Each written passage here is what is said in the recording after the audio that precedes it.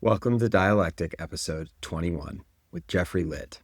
Geoffrey is a designer, engineer, writer, and researcher at Ink and Switch.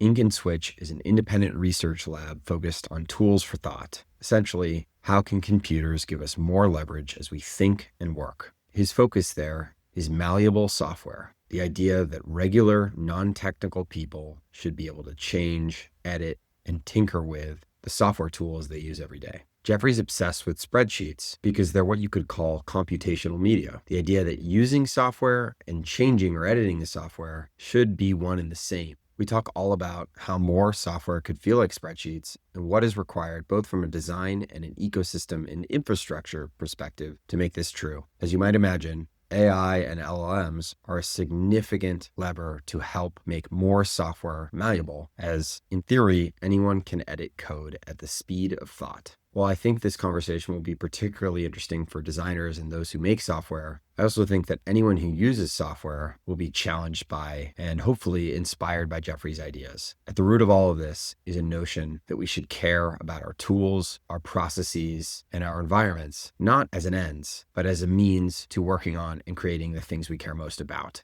And while that applies to software, I think it applies to our lives too. Steve Jobs comes up at the end of the conversation, and I couldn't help but think of that incredible quote of his from years ago, where he says that the minute you can understand that you can poke life, and if you push in, then something will pop out the other side, that you can change it, that you can mold it. That's maybe the most important thing. I think Geoffrey embodies that deeply, and I hope you enjoy the conversation with him. Here he is. Good to be here with you. Good to be here for this, Geoffrey Litt. Me too. In what seems to be summer in DC. It's officially warm. Yeah, it's summer is here for sure. We have lots to chat about today. It's clear we could do this for a long time on a long range of topics based on our lunch before this. I think we're going to stay relatively narrow for a little while at least. And we're going to talk about an idea that you've spent at least, I think, 5 years working on, which is at root about software and programming, but really about this idea you have of malleable software. I'll read from you first. You say, the best environments come from adaptation. When the people living or working in a space pay attention to their own needs and gradually evolve to meet those needs, the result is beauty and quality. Everyone deserves the right to evolve their digital environments. It's the only way to fulfill our creative potential and maintain a sense of agency in a world that increasingly resides in software. It seems like you've been chasing after this idea in this dream for a while, as I mentioned. Maybe starting zoomed out, why is this idea so interesting to you? And why is code and software broadly the creative medium of choice that you've been so attracted to? I think it all started from, I find it almost painful when people can't change their surroundings, their environments, their tools. Whenever I see an example of someone fighting against the grain and unable to do the creative work they want to do or unable to focus the way they want, and it's because there's some tool in their life that it's either pushing a weird incentive on them or just isn't configured the way they want, it's this visceral feeling of that person is lacking agency right now and they've been robbed of something really important. Like one specific story maybe that was one of my waking up to this moments, I guess, was I used to work at a startup building education technology software for schools, and we would make these data reports where we would think really hard about, what's the best report for K through 12 schools to see.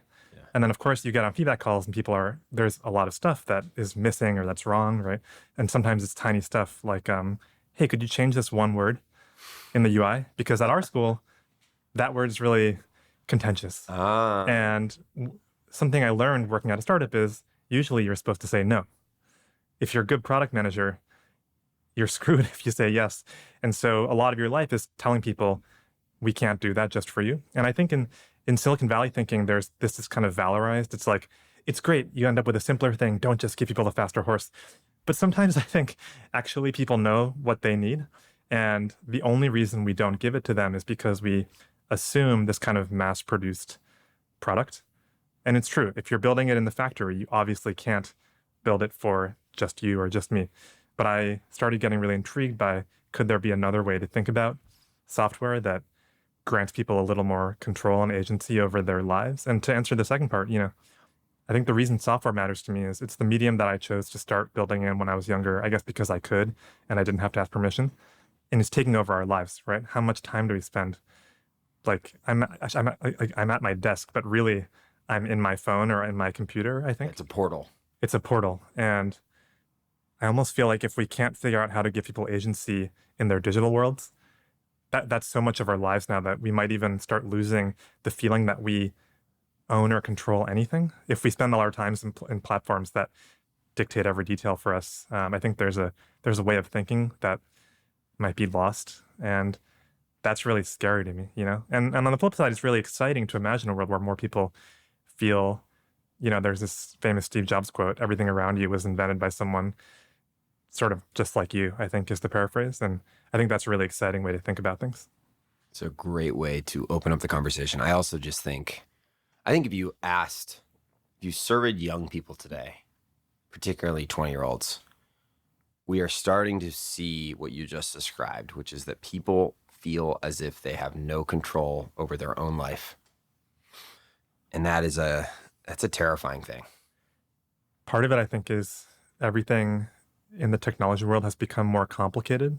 Like it used to be that you could open up the car and understand a lot of what was going on. Now there's like 100 computers in there or something, right? You can't open up your iPhone and meaningfully repair it or anything. And I think in my own life, I think about, I currently rent an apartment, and there's a really big difference in mentality, I think, when you start thinking a little bit more like an owner and not a renter.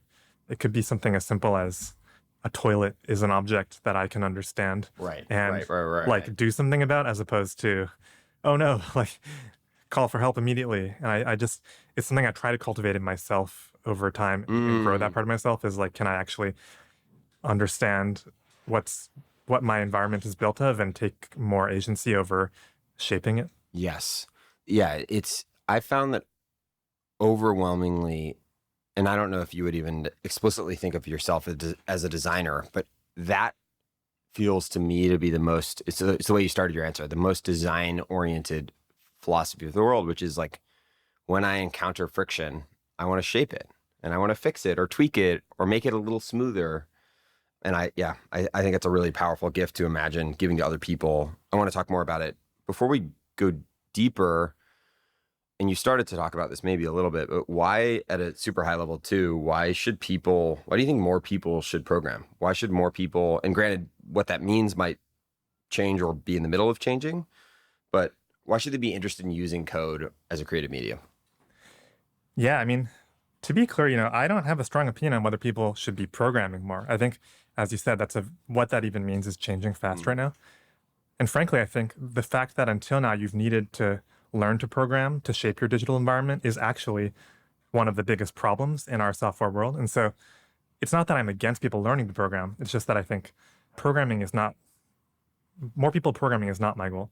The reason I want more people to get involved in crafting their software is that I think, especially in creative work, there are certain types of work that basically can only emerge out of the correct creative environment. I think of it as like it's almost shaped like a leather shoe around the person, rather than the person trying to contort themselves to fit into some tool. And you see this with I love looking at photos of people's creative spaces, like their studios, and there's amazing ones like Stuart Brand, when he wrote this great book, How Buildings Learn, had this I think it was like a shipping container or something, and he put up like a bajillion photos on the walls and was sort of surrounded by the space he created, this container literally to do his best work.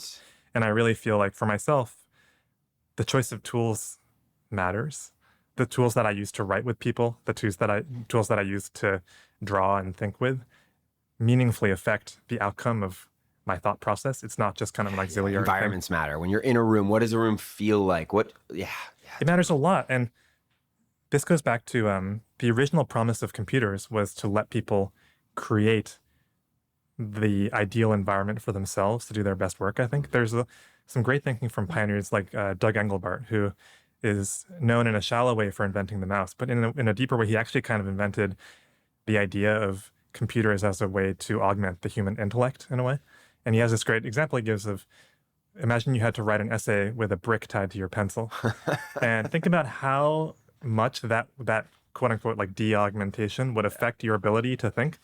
And now imagine the inverse of that. What's a tool that would accelerate, or not necessarily accelerate, that would deepen your ability to do your best work? And I just find that potential so intoxicating. And I think are computers are probably the only tool we've ever invented that are a universal simulator it's a meta medium that can kind of do anything. And so the ceiling on how cool that could be for people in terms of our ability to think and create is just so high, and we're so far from hitting it. And so I think that's the potential that excites me, Yeah, it's easy to forget that this is a very new medium too. And if you think about it in the sort of super abstract of physical world and the digital world, we are only in the very early innings of getting accustomed to the dynamics of this new. The other thing I think it's really powerful to think about is just that Stewart Brand idea you talked about, like the environment, like those environments the environments that feel like that are never top down. Like they are never constructed and pre-designed. It's like more like a garden. It's like a very Jane Jacobs kind of idea, which is 100%. Which is cool. They have to evolve, I think, slowly, and as the needs arise, and they sort of gradually form around a person and a way of working rather than being planned up front. I think I think Christopher Alexander has been an influence on both of us, and he has this really lovely idea that you shouldn't really focus too much on the blueprints for the house. When you build a house, actually, you should roughly make a plan, adjust the windows as you build it, because you'll see where the sun's coming in. And then crucially, you shouldn't actually build the whole house. You should kind of build part of it and then start living in it and wait and see. And as things come up, you'll finish it off or evolve it over time. And I find that way of thinking to be, I really think that's how a lot of the best things come to be in the world. Yeah. They're iterative. The irony too is that that's really hard to do with bricks or with wood or whatever. It should be easier with the kind of digital plastic idea of code. Let's dive in a little bit more. I have a smattering of quotes of yours that kind of, in some ways, encapsulate some of what we were just talking about, and also kind of set up how I want to talk about what malleable software kind of is as you think about it. First, you say, in the physical world, the act of crafting our environments comes naturally because physical reality is a malleable place. Some of what we were just chatting about. You go on to say, many small tweaks, taping a Post-it note to the wall, rearranging some drawers, moving a piece of furniture, can be done instantly without asking anyone's permission. We can also take on larger changes that require more effort and skill, like building a workshop, renovating a kitchen. We work and live in a physical space that we can control. This is both the Stewart Brand and the Christopher Alexander, the architecture. You then say, computerizing work led to a loss of agency. Previously, new ideas took minutes to try with a roll of tape. Now they could take hours of complex configuration if they were possible at all. Why even bothering imagining new processes? The team developed a sense of learned helplessness. Software ought to be the ultimate medium for free expression. We are not bound by the laws of physics. In practice, the structures we have today for creating software too often get in the way. For skilled developers, they introduce mountains of incidental complexity, making it far harder than it should be to build great user experiences. And for end users without much programming expertise, using a computer usually boils down to prefabricated experiences created by developers without much hope for modification. And then finally, this is the dream of malleable software, editing software at the speed of thought. Obviously, a bunch of the themes we were just talking about, but what you're implying here, and clearly what you've spent so much of your work on, is that as much as that vision you opened the conversation with is amazing, like that's not really how software is. It's that great irony. I guess my first question is like, why is it so critical that these mediums or formats or tools or whatever they end up being be extremely reactive and editable in that like speed of thought type of way? And then maybe more personally, how have you edited your tools and your environments, whether it be digitally or physically? How has that kind of informed some of this? Yeah. So first of all, I want to say, you're quoting from an essay that I wrote with some collaborators, Josh Horwitz and Peter Van Hardenberg at the Research Lab Ink and Switch, where I work on this research vision. And I just wanted to say a lot of it is our collective thinking, and we have a lot of collaborators at the lab too who've contributed to the work that's gone into this. So it's by no means, a solo effort. That should be a good blanket statement on, I'm going to quote you a lot, but Yeah, that applies the to, team. you know, the whole way I think about this is heavily influenced by a lot of other people. To answer your question, maybe I'll start with a story of modifying tools in the moment that actually comes from writing the essay that you're quoting from. So I was writing this piece we have an in-house writing tool, collaborative writing tool that we use. And it's designed to be malleable, ideally. And the piece felt really long, and we got some feedback. Hey guys, this is way too long. It's not a short piece, or at least when I read it wasn't. And you know, we want to go in depth and be rigorous, but also we want to respect people's time and really be concise. And so I was trying to figure out, why is it too long? Like, where's the fat? And I couldn't really tell from scrolling. It was just too long. So what I wanted was, I realized I just wanted like an outline with a word count on each section, so I could kind of feel it out. And I guess, you know, maybe I could have gone to the App Store and tried to find some way of doing that. Or maybe there's some website where you can do that, but it's not something that's immediately obvious how to find, you know, but it was a need that I had. So in our system called Patchwork, where I was writing this thing, what I was able to do is tab over to my AI-assisted IDE and say, hey, I want a view of the essay that I'm writing with an outline with word counts. And, you know, a couple minutes later, it's done. I run one command, and in our environment now, that is a new tool I have in my arsenal that's running on top of the existing essay that we were already working on. And I can share that tool with all of my collaborators, and we can have conversations around it. And as the essay updates, the tool shows the latest word counts, right? And so I think, to get to the first part of your question, the reason that it has to be in the moment is so often. By the way, how long did that process take that you just described? I think it took about 5 minutes, is my guess. And importantly, there's two halves of that. One is AI code generation has unlocked tremendous velocity that wasn't possible before. But two, there's something that our environment has that I think a lot of AI coding tools out there don't have today, which is, it's a story for composing smaller tools together into a larger workflow. So I could go into Claude Artifacts and make a tool that can do an outline word count of a markdown document, but then how does that access my existing document? Do I like keep copy pasting it in every day? And what we want really is an environment where those new tools that we create so quickly actually have a place to live. Yes. In an environment, almost an operating system, you can think of it as, where it's sort of expected that you're going to be making new stuff constantly and integrating it together with stuff you already have. And Which is how the real world works. That's totally how the real world works. Yeah, you don't need an API to use your hammer in your work. New hammer in a workshop. You can buy a new hammer or a new knife and bring it into your kitchen or your wood shop, and it instantly starts working together with all the other tools you already have. You don't go build a new kitchen every time, right? Yes. And I think a lot of what we talk about in the essay is that the way that software is built today sort of assumes that like each company runs a kitchen where they make all the knives and they make all the spatulas, and there's no ability to like go buy a different knife at the store and bring it in. There's no ability to compose tools. And so that's sort of a goal that we're reaching for with this environment. And the reason it matters, so not every tool is possible to build in the moment. And it's by no means like a universal thing that has to be true. However, there's a lot of things that are good ideas that if it was going to take me a day, I don't have a day to build that thing. I'm focusing on writing this essay. And so between 5 minutes and a day is just like some amount of focus and like train of thought and friction and like all of this nuance that like you might be willing to go take 5 minutes, but an hour would break. There's a critical threshold there where if you can stay in flow and change something, then it becomes worth doing. Yes. And that's, I think, a huge... Like a person in a workshop who might modify a tool while they're building something.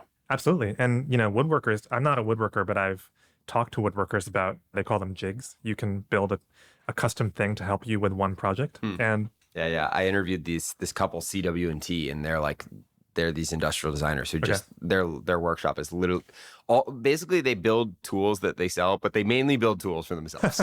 That's so cool. Yeah. And I mean, those custom personal tools, some of them might be easier or harder to build, but obviously there's a ceiling on like how much effort you're going to put into something that's not even, it's not a product that I'm shipping. It's just a scrappy or by the way, you run the risk of becoming the optimized. Like one of the things I was thinking about reading a lot of your stuff is the like classic Apple Notes bell curve meme, That's the downside. The downside case of being a tweaker type person is like you get over focused on your tool and you stop focusing on the work. Yes, 100%. And that's absolutely a trap for anyone who enjoys thinking about tools for thinking. I guess in some sense, I'm now on a multi-year sidetrack of building not just tools for thought, but a platform for building tools it's bigger for thought. than just you, which I think makes it a little more tolerable. But yeah, I think I like evaluating people's tooling based on their end output, not on how cool their tooling is, Yes. And so I'll take positive lessons from anyone who's shipping good things into the world, not from someone who has like the coolest Obsidian setup or whatever. Yes. We love Obsidian. Yeah, I think we're both Obsidian fans, but there's a correct amount of investment. I've spent a lot of time doing what you just described, thinking I was going to make a quick tweak with ChatGPT, and then getting stuck. And yeah. Okay, we're gonna come back to a bunch of the things you just said, but I want to stay high level for just a little bit longer. One metaphor that you referenced a bunch of times, I kind of continue to see coming up, is Alan Kay's like notion of popping open the hood, which I think is really a beautiful metaphor. It's also a little ironic, given that I'm not sure if they drive, most people probably aren't popping open the hoods of their cars, or they're driving a Tesla and it's a front. But the essence of it is beautiful. There's another metaphor here, which is like just exposing the seams of something. Conversely, I suppose, we live in a world that increasingly tells you don't need to understand how a system works. You don't need to even see the internals, understand the internal dynamics. Arguably, that's what's happening to software right now. Why?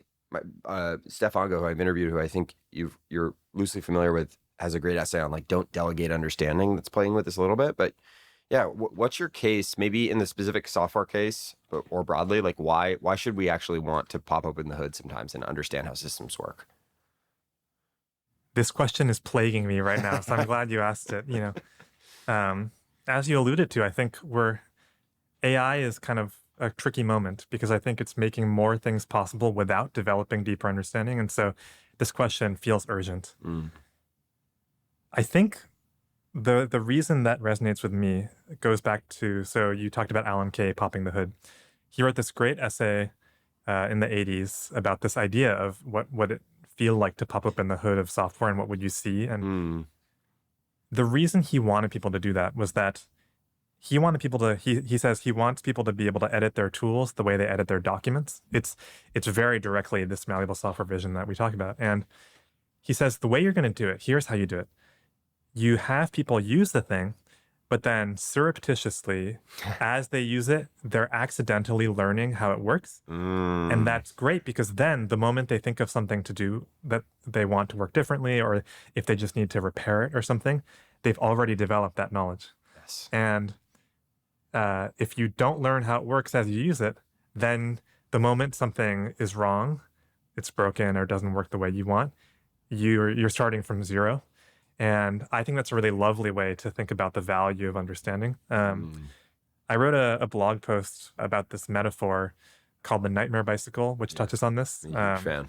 Yeah, it's this lovely idea from this book called Changing Minds by Andy DeSessa, which I think is one of the best books ever written about computational thinking and the value of understanding stuff.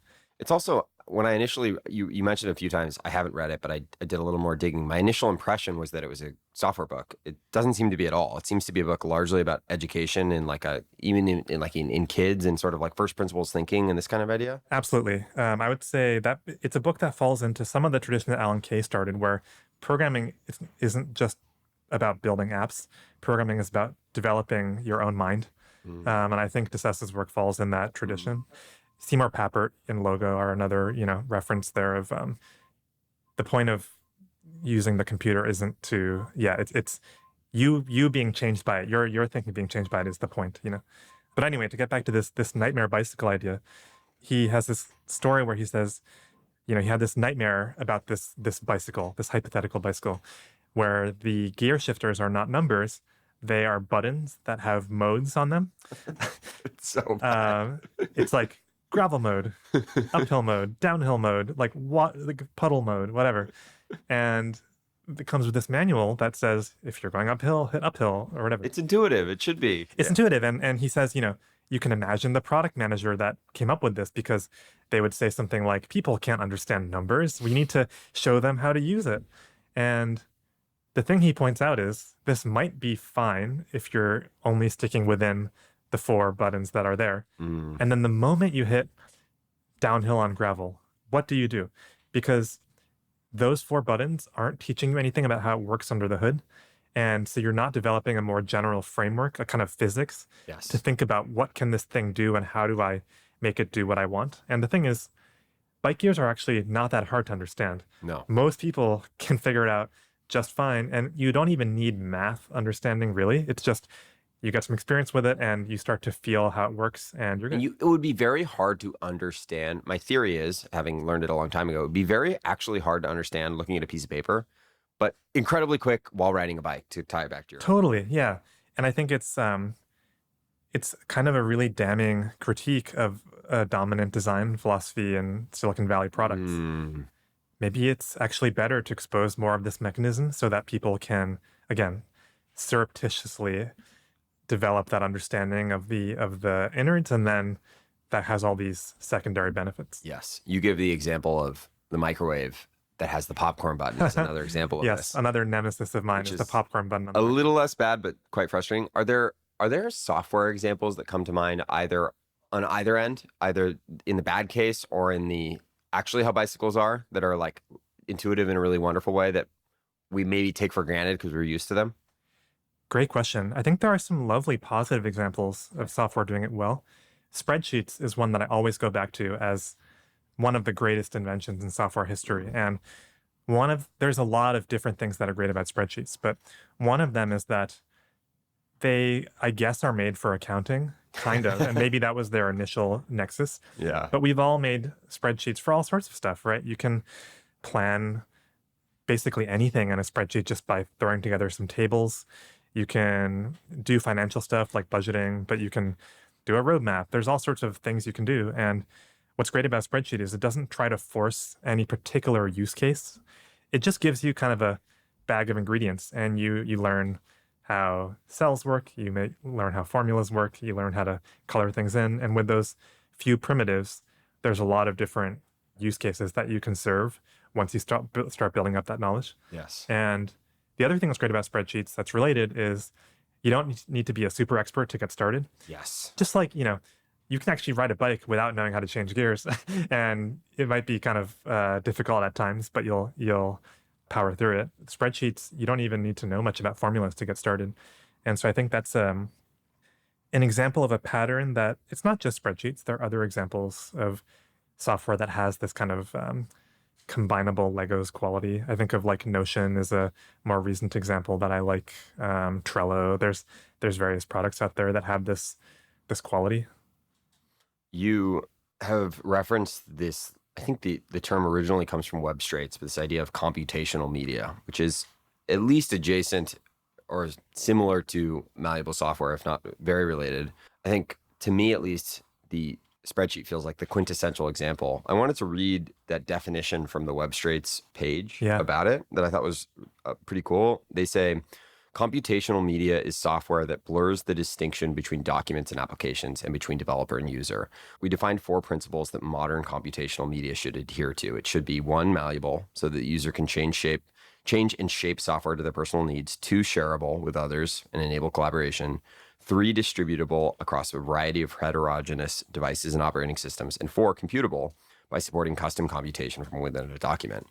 I love that you brought up spreadsheets. You clearly are obsessed with them. I think I found your PhD thesis and you literally open it by saying like, all of this is basically based on the idea that like, why can't making apps be as easy as making a spreadsheet or using a spreadsheet, which is pretty amazing. The other thing I think that's cool in there is that it has that element of the bicycle, which is the learning curve is explicitly tied to using it. And it can be as usable by the most basic person as the most complex person. Are there other elements that you find yourself coming back to about spreadsheets that make it for the template for computational media? And maybe as an additional question, like, should we think about malleable software and computational media as effectively pointing at the same thing, or are there slight differences you would point out? That's a great question. I'll start with the first one. Oh man, there are so many things that make spreadsheets great. Um, I think a Like, I really love spreadsheets. So here's another one from the list that is really important that I think is also a quality of most good computational media is that they allow for informality. This is something that we're obsessed with at Ink and Switch. We think a lot about how physical media like pen and paper are incredibly good at allowing informality. You can sketch anything. And Yes. even if you don't know quite where it fits, or even if you don't even know how to write it down in words, you can express it. And then you can figure out later how to clean it up and categorize Back to it. the other thing, by the way, no APIs. Yes. Like, which is ridiculous, but like real. You own your information. And digital media tend to be really, really good at formality.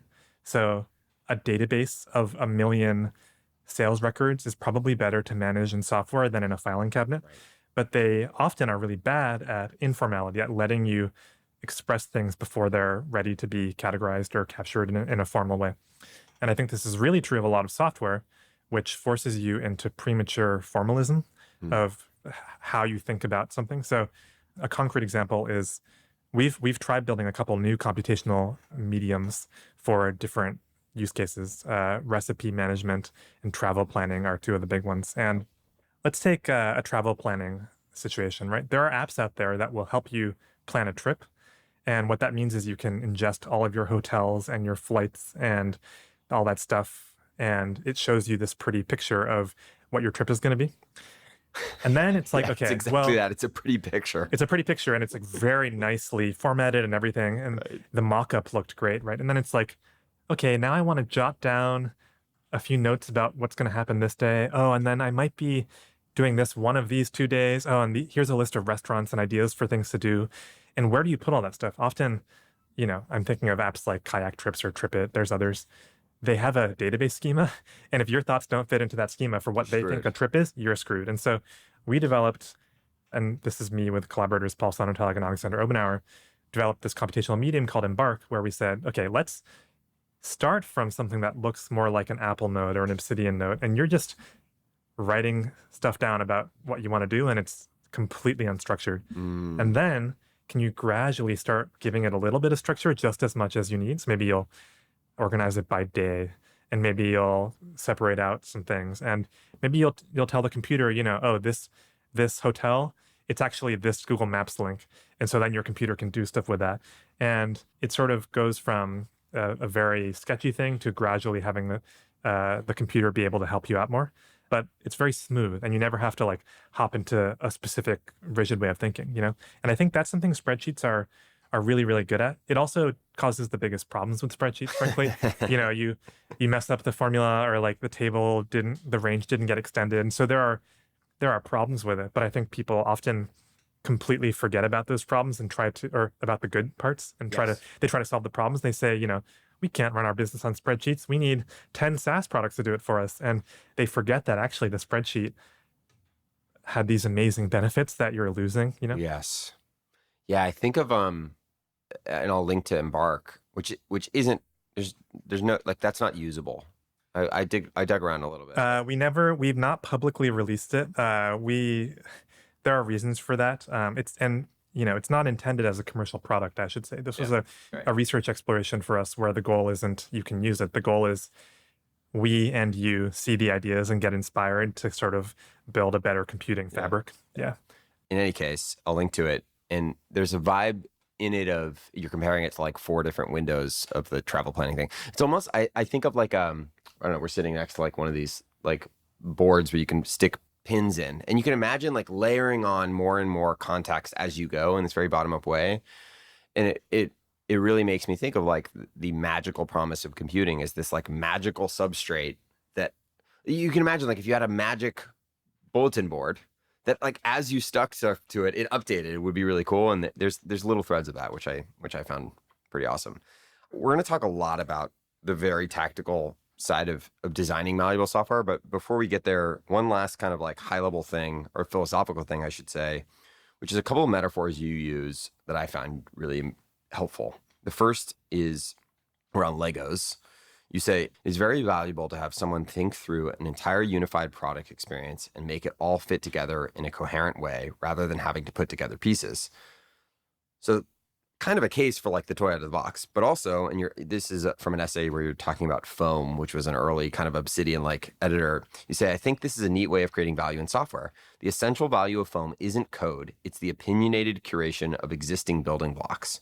And so it's like, if one end of the spectrum is the pre-built toy that comes out of the box, the other end of the spectrum is just like, you have to build it entirely yourself. Lego is like a cool metaphor. You've talked about it in the context of like, you can build exactly the Lego set that they tell you to build with instructions, or you can go wild mode, play mode.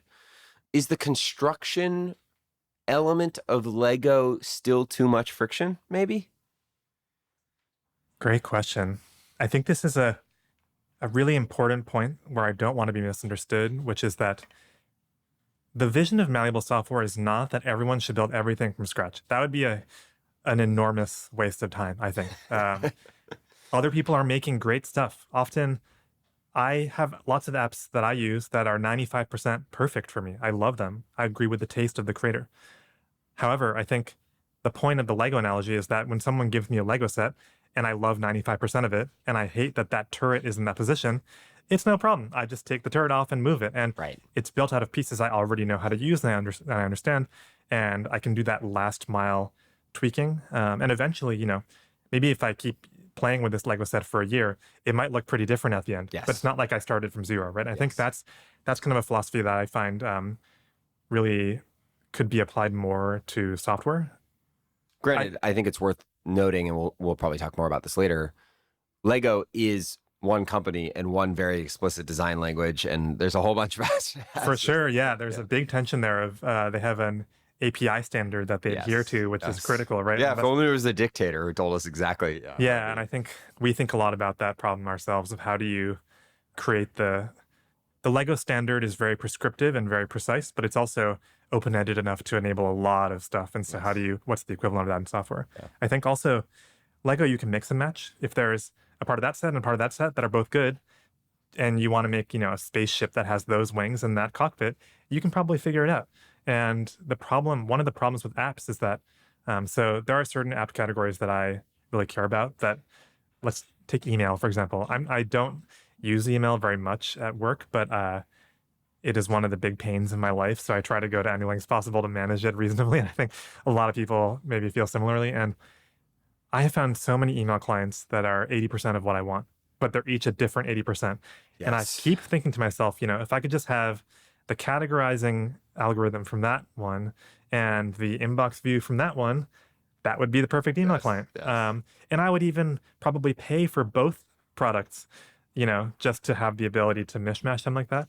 But the way we build software today, that is not a thing. Not even close. We are so far from having software being built in a way where that is possible, like Lego mix and match. And what it means is that basically I need to go all in on one company doing everything right and just go with their strengths and their warts.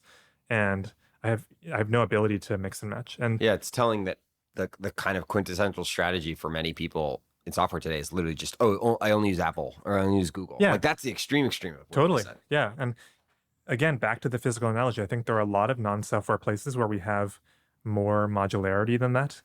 We talked about the kitchen. You can swap in a different knife and a different cutting board and different pots and pans, and it's a pretty modular thing. And there are levels to it. Like maybe it would be a lot harder to change out the handle of the knife separately from the blade. So there are kind of nesting layers of this stuff. But I think in software, we tend towards like these big monolithic things instead of starting from more modular pieces. Yes. The second metaphor of the two I mentioned, also from that foam essay, you say, but foam is more like a recipe than a final dish. A recipe tells you a good combination of ingredients, and you get to make the food yourself, substituting ingredients to your liking along the way. And then one other quote, you say, yes, the restaurant food is truly better in many ways, and there's a role for restaurants in society, but I wouldn't want to live in a world where no one cooks. And food is something we can only choose off a menu. Software is increasingly heading to that place. There's a few other kind of related ideas.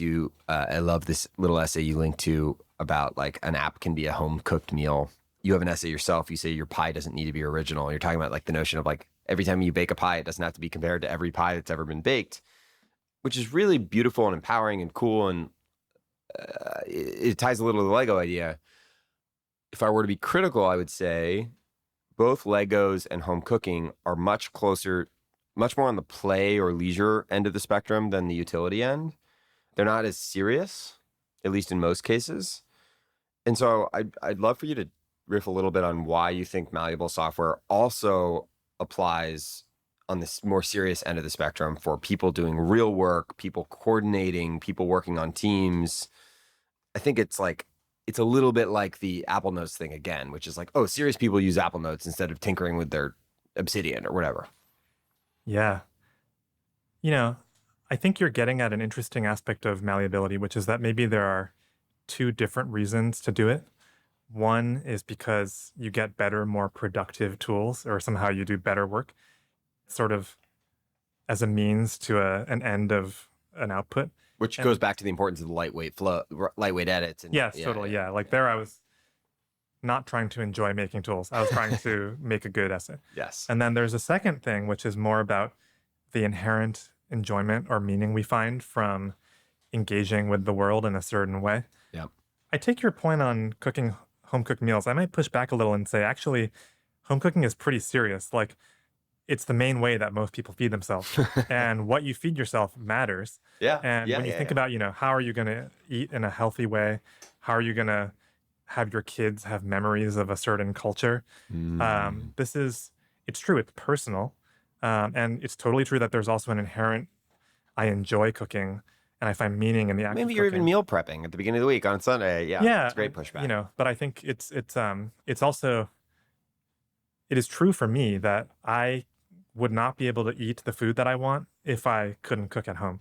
I mean, maybe if I hired a personal private chef or something, I could, but no amount of restaurant and meal kit is going to suit my needs. And I'm pretty particular about the food that I want to eat. I like food a lot. Right. And so I do think even in these smaller scale, more local and personal use cases, sometimes it is the case that the ability to tailor it to me is one of the most important things.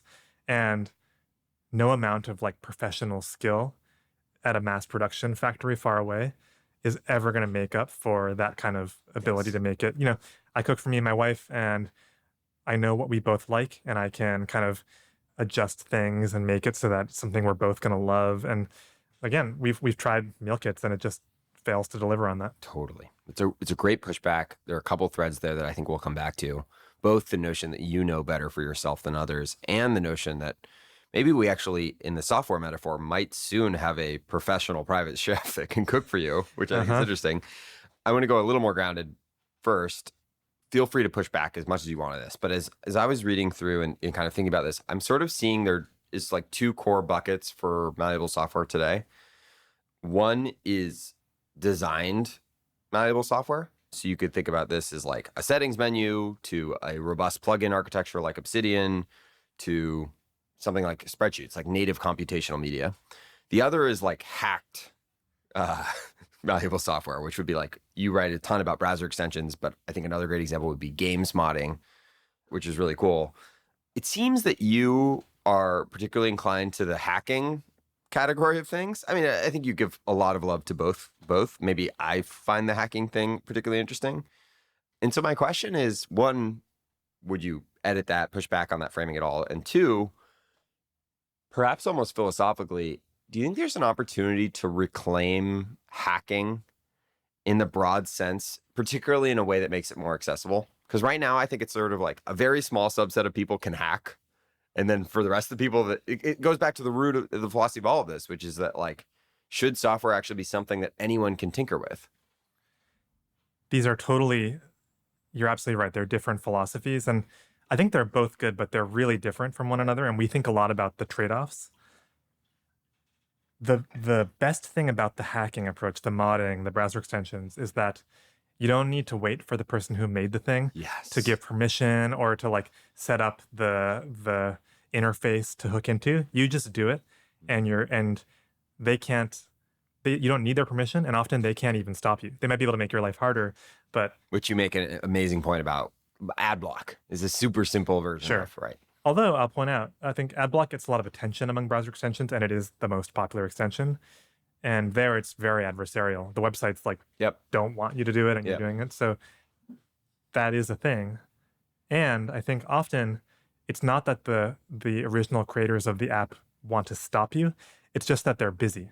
So one analogy I think about in physical space is like imagine if like every time you wanted to stick a post-it on the wall, you had to call up the wall maker company and say like, can you install like a hook for me to add a post note to the wall, please? Or you have another example of just like painting your wall. It's Yeah. like, does the homeowners association approve of green? If so, we'll apply it to everyone. If not, no. Yeah, exactly. And it would be so ridiculous to block tiny tweaks on the original creator, but we do that all the time in software. You can't change a single word, you can't change a single color. Totally. And I think what's great about hacks is that there are a way around that. And especially for tiny tweaks, you can often get away with just kind of like messing around from the outside without official support, as long as the platform is built in such a way that enables that. This is something we think a lot about is, browser extensions work because the Chrome team did a good job designing a certain interface to It's the actually web. both of those things at the same time. It's the upfront design decision that enables the hacking. Exactly, but it's an upfront design decision at a lower level. Yes. It's a foundational platform that thought about this so that they did that once, and then all the app developers don't have to think about it. And this is, I think, a really consistent pattern in systems that I like for malleability is assume app developers don't have time to think about this. They're not they're not pro. It's whatever.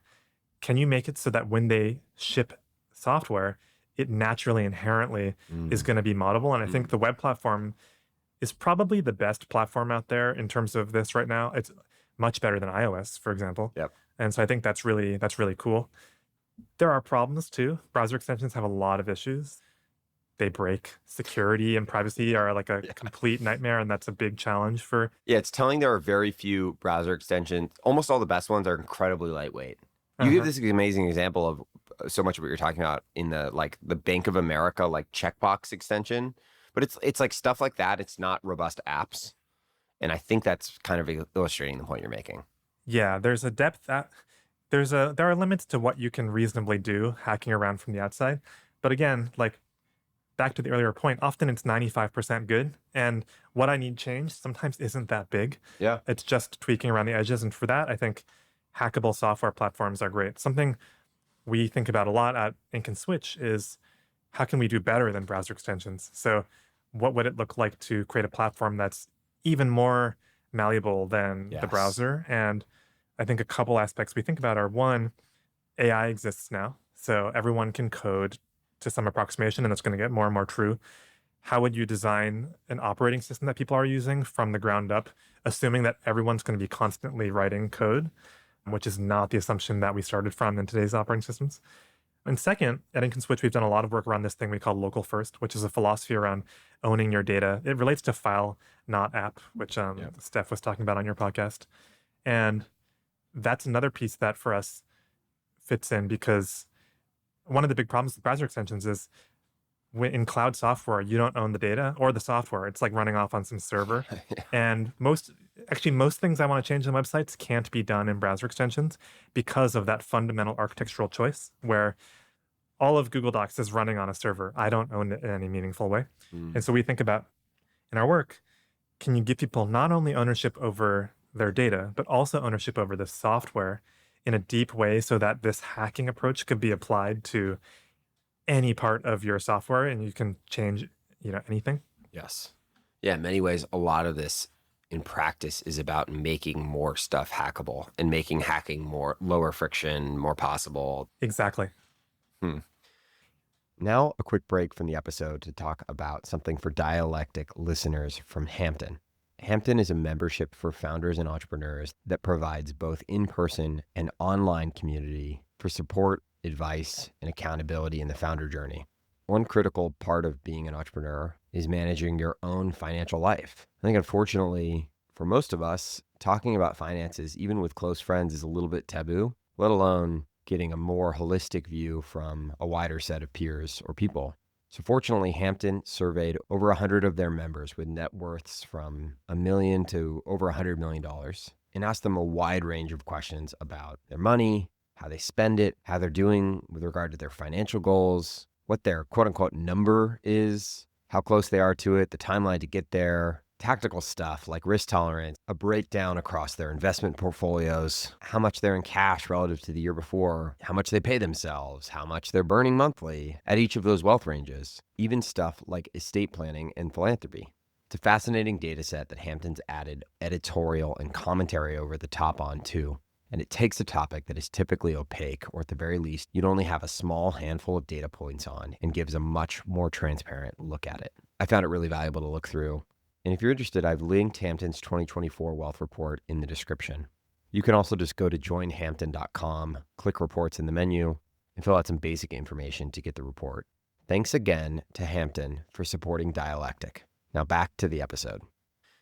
I want to talk more about, to me, you are clearly a design-oriented person, and so much of this is about design, whether it be at the high level system type stuff we were just talking about, or in the very micro. We already talked about the Nightmare Bicycle, which was one of my favorites. At root, so much of this thinking, the ideological and philosophical underpinning of this is basically the fundamental belief that people understand their own needs well and are competent, can learn, and should be trusted. That's the kind of like simple explanation of the Nightmare Bicycle, right? It's like, in some ways, it's sort of like being paternalistic. It's saying like, I don't trust people to be able to do stuff. Another idea you explore here that I think ties into this is this idea of a smooth slope or a gentle slope.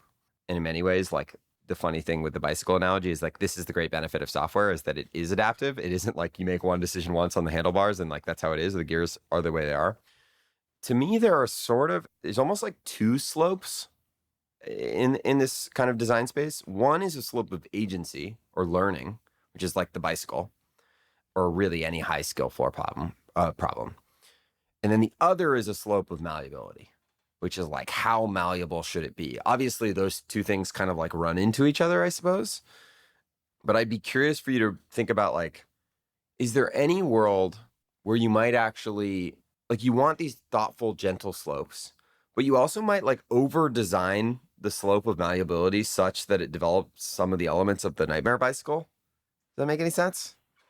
Yeah, I totally see what you're getting at. So let me start by telling people a bit about this idea of the gentle slope and what it means. So we talk about this in our essay on malleable software, but there's this lovely paper by Alan McLean and some co-authors where they introduced this idea of the gentle slope. And the idea is you want to go deeper and deeper into customizing some system. And often in software, at some point, you kind of hit a wall where it's basically like, past this point, good luck, you're going to have to learn to program or something. Yeah. And they call that a cliff because you kind of have to instantly learn a ton more stuff to make one more step forward. You make this point with the browser extension. It's either like you can use a browser extension or you can learn a crazy amount to be able to make one. Exactly. Making browser extensions is not easy. Even for programmers, it's like, leave the browser, open some API docs, like write a bunch of code, like distribute it through an extension store. There's all these barriers. And yes, the idea of the gentle slope is, if you want to do something that's a little more complex or more involved, you should only need to learn a little bit more stuff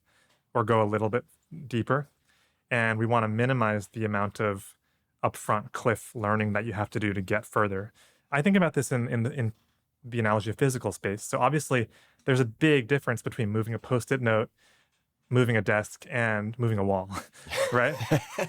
Those are not the same thing. But I do think physical space often has a reasonably gentle slope in the sense that to move a desk, I don't need to hire a general contractor. I can ask my friend to like pick it up with me and move it. And as I get deeper into like crafting this space, there are going to be skills I have to learn and people I have to cooperate with. But there's kind of this like linear relationship. In software, I think the way that this analogy applies is like, it's as if you had to hire a construction crew to move a Post-it note or something. Right. It's this very incommensurate like amount of effort invested versus like the thing you were trying to do. Yes. Yeah. The only solution, like we only have one way of moving things, and it's a moving team. Exactly. You can't move it with your hands. It's like a backhoe or something. And so in the browser extension example, we think a lot about, okay, what are other things you could do to smooth that slope? So if I can make a theme and change a color in the browser, then I don't need to learn how to make a browser extension if that's all I wanted to do, right? So there's the browser company explored some productizing some. I think that's a perfect example of take some part of what people want to do and make it easier to do, and establish that linear curve. And It doesn't mean things are never hard. And it doesn't mean you can magically do everything easily or that you can do everything yourself and that you never have to work with anyone. All it means is that easy, simple stuff shouldn't be ridiculously complicated. Well, and critically too, there's a broad idea that I'm a huge believer in that I think I originally sourced from this guy C.T. Nguyen, who writes about games and agency. And it's like what a good game designer does is they make the ability and goal tension like consistently in the right delta. Like it's never too out of whack. Totally. And I love thinking about game design as a inspiration for this stuff. I'm not a game designer, and I sort of almost wish I had that skill set, because I think those people are often doing some of the coolest work in terms of like what I guess we call onboarding. Yes. But Yes. But it's all agency. That's it. yes, it's they think a lot about how do you organically develop people's skills by staging the learning process into small bites appropriately and disclosing it naturally in the course of using the thing. Yes. That's where, I might push back a bit on your idea of those two slopes of learning and malleability. I think they're very related, and they might be the same slope. While you use the thing, you should learn more about how to use it. And part of using it is changing it. That's just a natural progression. It's a little paradoxical, and it's not really how a lot of things are in the real world. It's this sort of unique part of software. And it's an ideal frame of software that isn't always the case, which is, I think, what maybe is causing it to feel. It's definitely not always the case, but I think it's more like a person.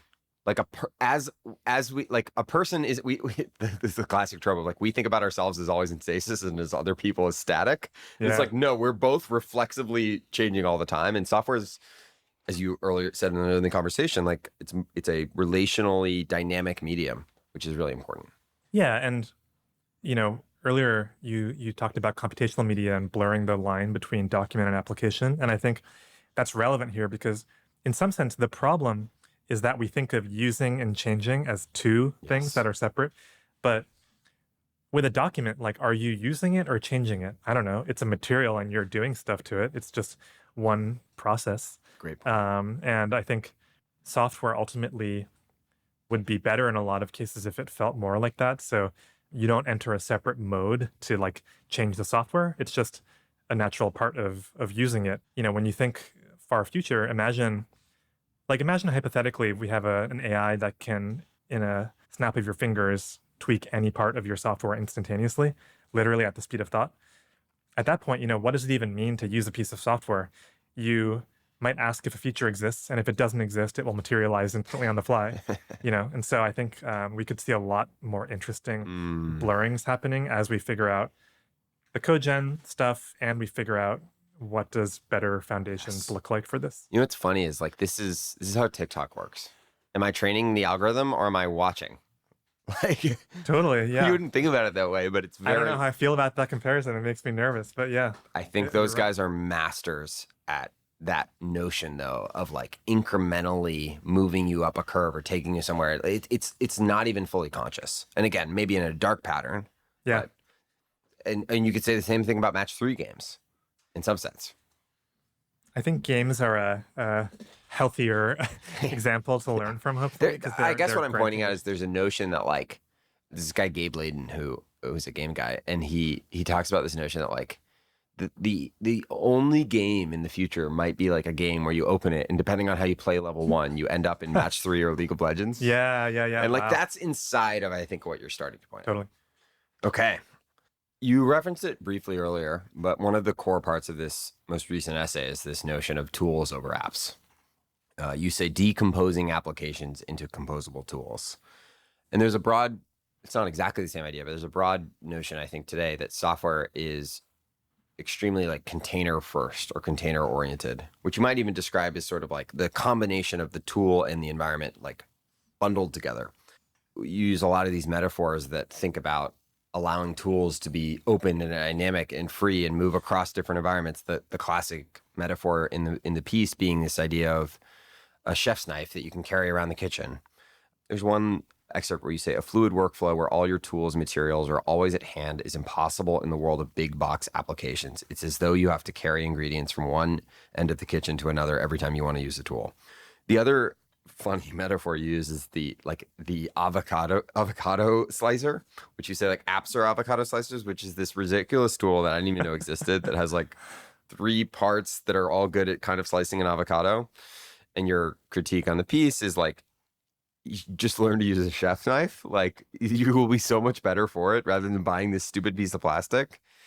There's some of this too, and you brought up in Bark earlier, a few of these ideas you built, which is like creating sort of like little spaces for a set of tools to exist inside in versus the nightmare of Google Maps and Kayak and flight. And I was doing this weekend, trying to book some travel from Europe. It's like ChatGPT, like, does the flight exist? That allow you to edit the medium while editing content, which I think is really powerful. There's just an excerpt on those two that I thought was cool. You say both Potluck and Embark provide a gentle slope. They start out as user editable content and layer on interactive behavior optionally and gradually. They also support tools, not apps, using documents as a substrate for composing tools. You can gather all the relevant information for a project in one document, and then all the tools in that document can easily access the context, and then you can visually compose tools within the document. And so I guess my sort of interpretation of this is almost as though you're really talking, you're certainly oriented around tools, but it's actually about two ideas. It's about creating substrates or environments and flexible tools. And like those two things are both pretty needed. If the earlier thing is like the app is the integration of those two in a way that's bundled, is that the right way to think about it? Like, can they be thought about independently, or I have a bunch more questions, but do they need to be thought about kind of in that combined way? It's both the kitchen and the chef's knife. Yeah. I think that's a reasonable way to split it up. And in some ways, designing the substrate or the environment might be the harder part. And, I think the reason we don't have this isn't just because someone was evil and didn't want it. It's because it's really hard to do well in software. Yes. And it comes back a lot to that stuff about formality we were talking about. A lot of the difficulties is when you represent stuff in a really formal way that's really particular to your way of thinking about it, then it's no longer compatible with the way someone else is thinking about it. And that's very different from physical reality. Like an apple is just a thing. There's already a defined substrate. Totally, yeah. Physical reality decided on. It's a substrate. Someone, who knows, decided on. And we all really understand it well because our brains are wired to know what's possible in a substrate. And that's I think a really high bar that we might not quite be able to hit in software, but it's worth treating that as a North But we Star. take it for granted that we're like the extreme opposite end of the spectrum. Totally, which is yes. just there's no shared substrates at all. You're living on little islands. There's no, Yes. And so, some of the sub-problems that I think there's been lots of really interesting ideas in computer science about how to solve these challenges, but I don't think we've fully figured out the answers yet, is one, how do you represent information in a way that different tools can work with it, even if they have different opinions about how to think about that information? Yes. We did a project at Ink and Switch called Cambria, where the idea was sort of letting different views of information coexist at the same time so that different apps could kind of see it in a different lens while having some shared underlying thing that they can both use. That's one problem. This is basically just effectively another way to do what Stefan and the Obsidian guys or the local first folks are doing with files. Absolutely, yes. What's the file format? Yeah. And Obsidian is a great example where they've picked Markdown mostly as their bet. And there's a lot of really good things about that, especially the fact that it's already in use. Yeah. But that also prevents them from doing certain things, right? And by the way, JSON has a bunch of benefits. Totally, yes. Every one of these formats, the big dimension that I think is the hardest to get right is how much structure and specificity and domain specificity do you want to encode in the information. So JSON is great. It's very general, can represent a lot of things, but it doesn't necessarily get you that much. Just saying it's JSON is like, okay, what are the fields in it? I could have a Microsoft Word document. That's another file format. It's now open. It's very, very, very complicated because it's accumulated decades of the Microsoft Word feature set, and so I think getting the level of representation right is really tricky. I'm optimistic that AI will help here because one of the things that AI is really good at is translating information across formats. Yeah, you add in MCPs, whatever. Right? Exactly. Yeah. No. And also it's really good at interpreting less structured information. And so I think it's possible that maybe the shared substrate will be less structured. Like it could be a folder of PDFs that all of our apps use, because that's how the world worked before apps, is like it was all pieces of paper that we now we have OCR search. We see as pixel. We have OCR in our heads, and it's pixel. Like that's how it worked. And so maybe that works for tool composition. I don't know. Anyway, data representation is one challenge. Also, just like how do you make user interfaces that feel good when they're made up of different parts? So if someone good makes an app that's nicely designed, then it's very cohesive, right? It all fits together. Yeah, Notion by default is way snappier than Obsidian, even at a very simple Totally. level. Yeah, they're very opinionated about their blocks. And I'll note like they let you embed third-party stuff, but when you do, it feels really weird. Like if I embed a TL draw whiteboard in a Notion, it's really obvious that it came from a different planet. Yes. And I think some amount of that is okay and inevitable. A sort of mishmash, scrappy aesthetic, I think, is fine and maybe something we should try to get more used to. It reminds me of like a house where someone actually collected stuff over 20 years versus a house that like some developer like designed, and you can tell the Well, difference. you know, what I was thinking of is like I went to Florence for the first time last summer. Florence is Notion. Like it was, they're basically two design periods. It has the exact same design language, and like it's really cool. But the city is like trapped in the 1500s or at least the 1900s, and New York has problems, but it's pretty cool too. Another influence that reminds me of is what about old European villages? Mm, Often those, so this connects to Christopher Alexander's work. I think there's a way that things can be beautiful that's not top down. mm, And Alexander talks a lot about this idea of patterns that can compose so that there's coherence. yes. It's not random, but also it's not all uniform and factory produced. I think that's a really powerful idea, not just at the aesthetic layer. It's also goes deeper than that, but you can get a ton of coherence out of everyone build your own house, but here's the local vernacular. This is what a roof should be made out of, and these Yes. are the colors that we like to use because that's what we use. And There can be a lot of creative freedom inside those constraints. exactly, Yeah. exactly. And it's not quite what people call a design system, I think, which tend to be much more prescriptive and top down. It's closer to an open-ended set of patterns that people intuit how to apply. And I think, Mm.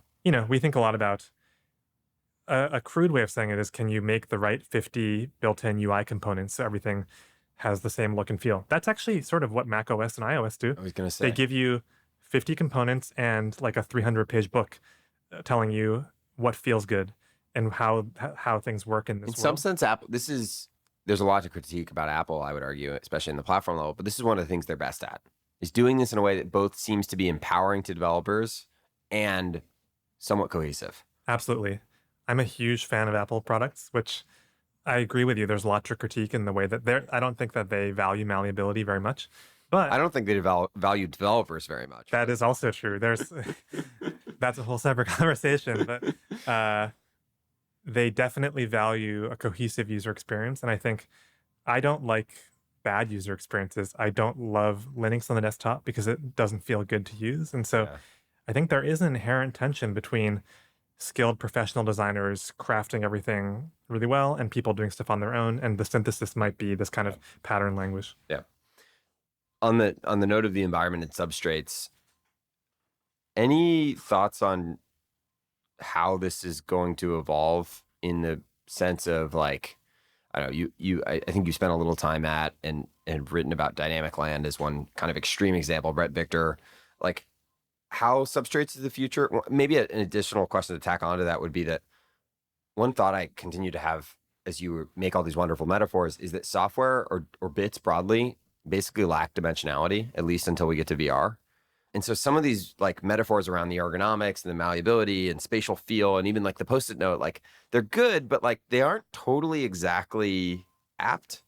So yeah, I mean, it's a very open-ended question and maybe just totally postulating, but any either stuff like Dynamic Land that you've seen or other examples or just kind of speculation on how maybe we actually might get more freedom in the environment substrate space as HCI changes.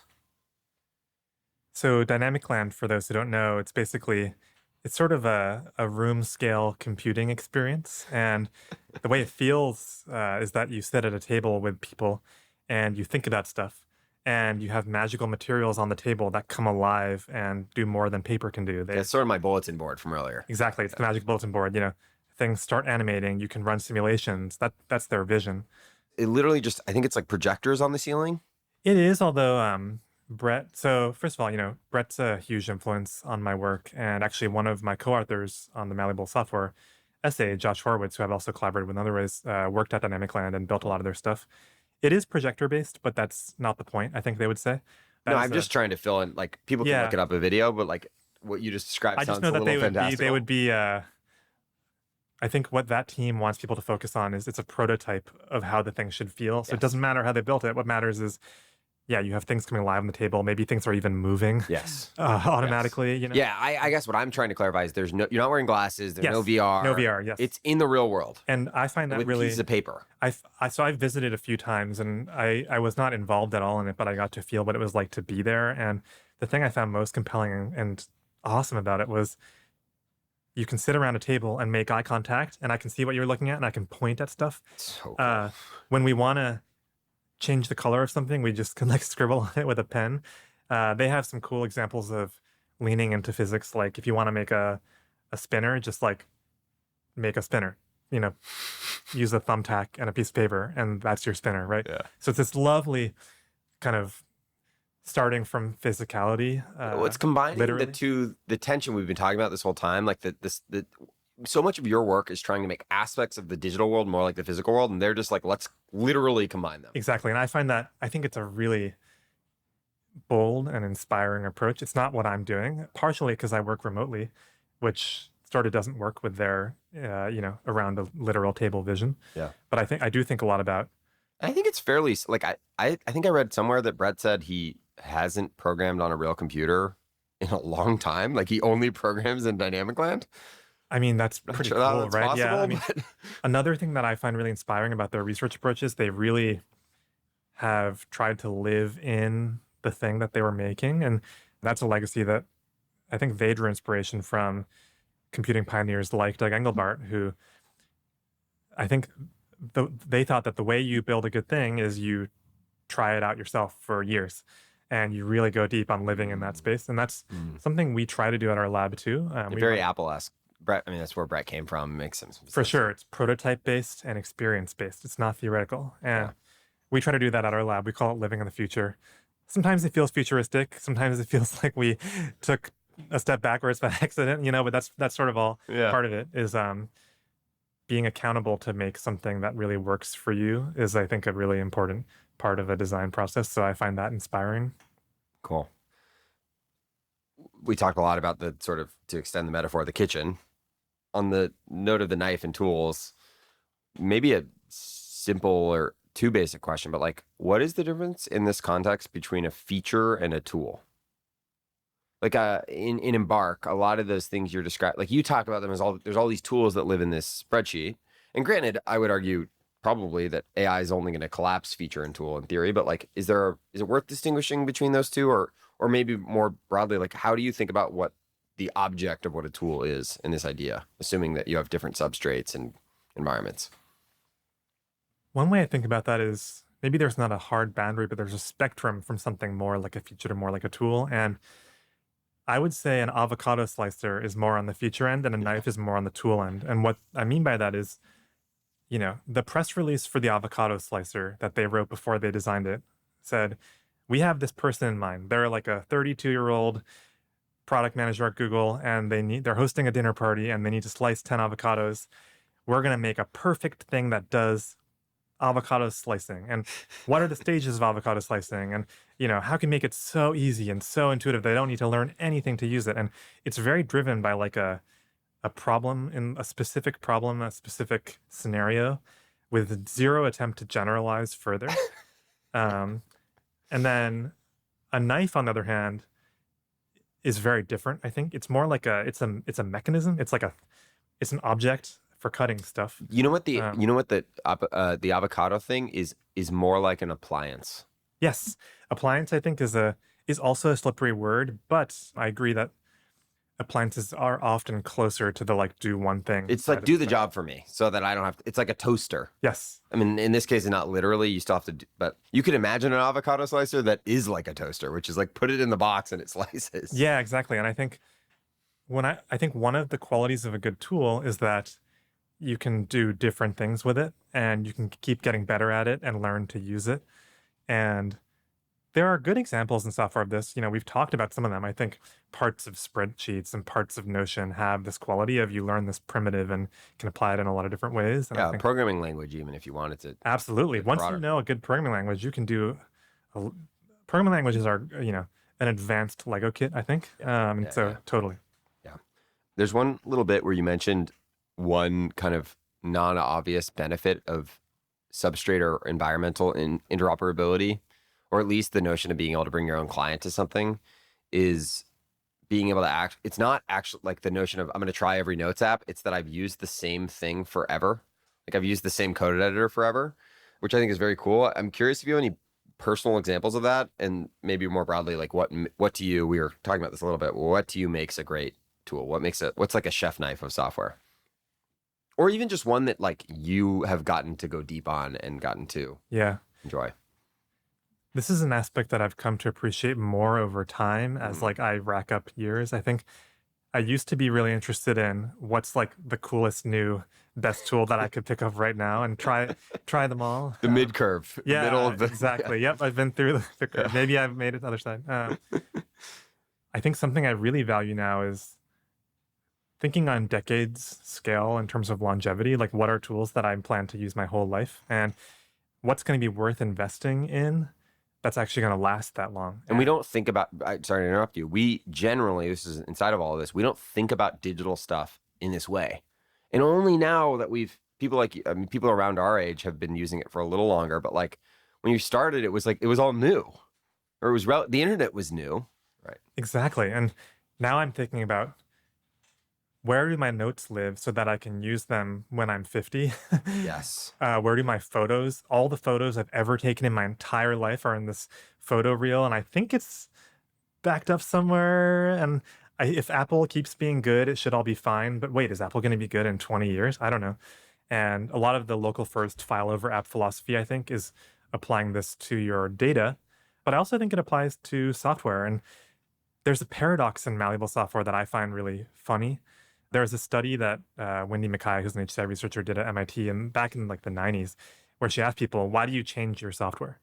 And one of the top reasons was because they shipped an update and I didn't like it and I just wanted to keep it the way that it was before, which is hilarious. And we've all been through this, right? Yes. And I think if you come from a product mindset, you tend to think of those users as bad. It's like they're the ones who want to stay in the past and they don't want to learn the cool new stuff that we're shipping. Why don't you want to use our cool new stuff, man?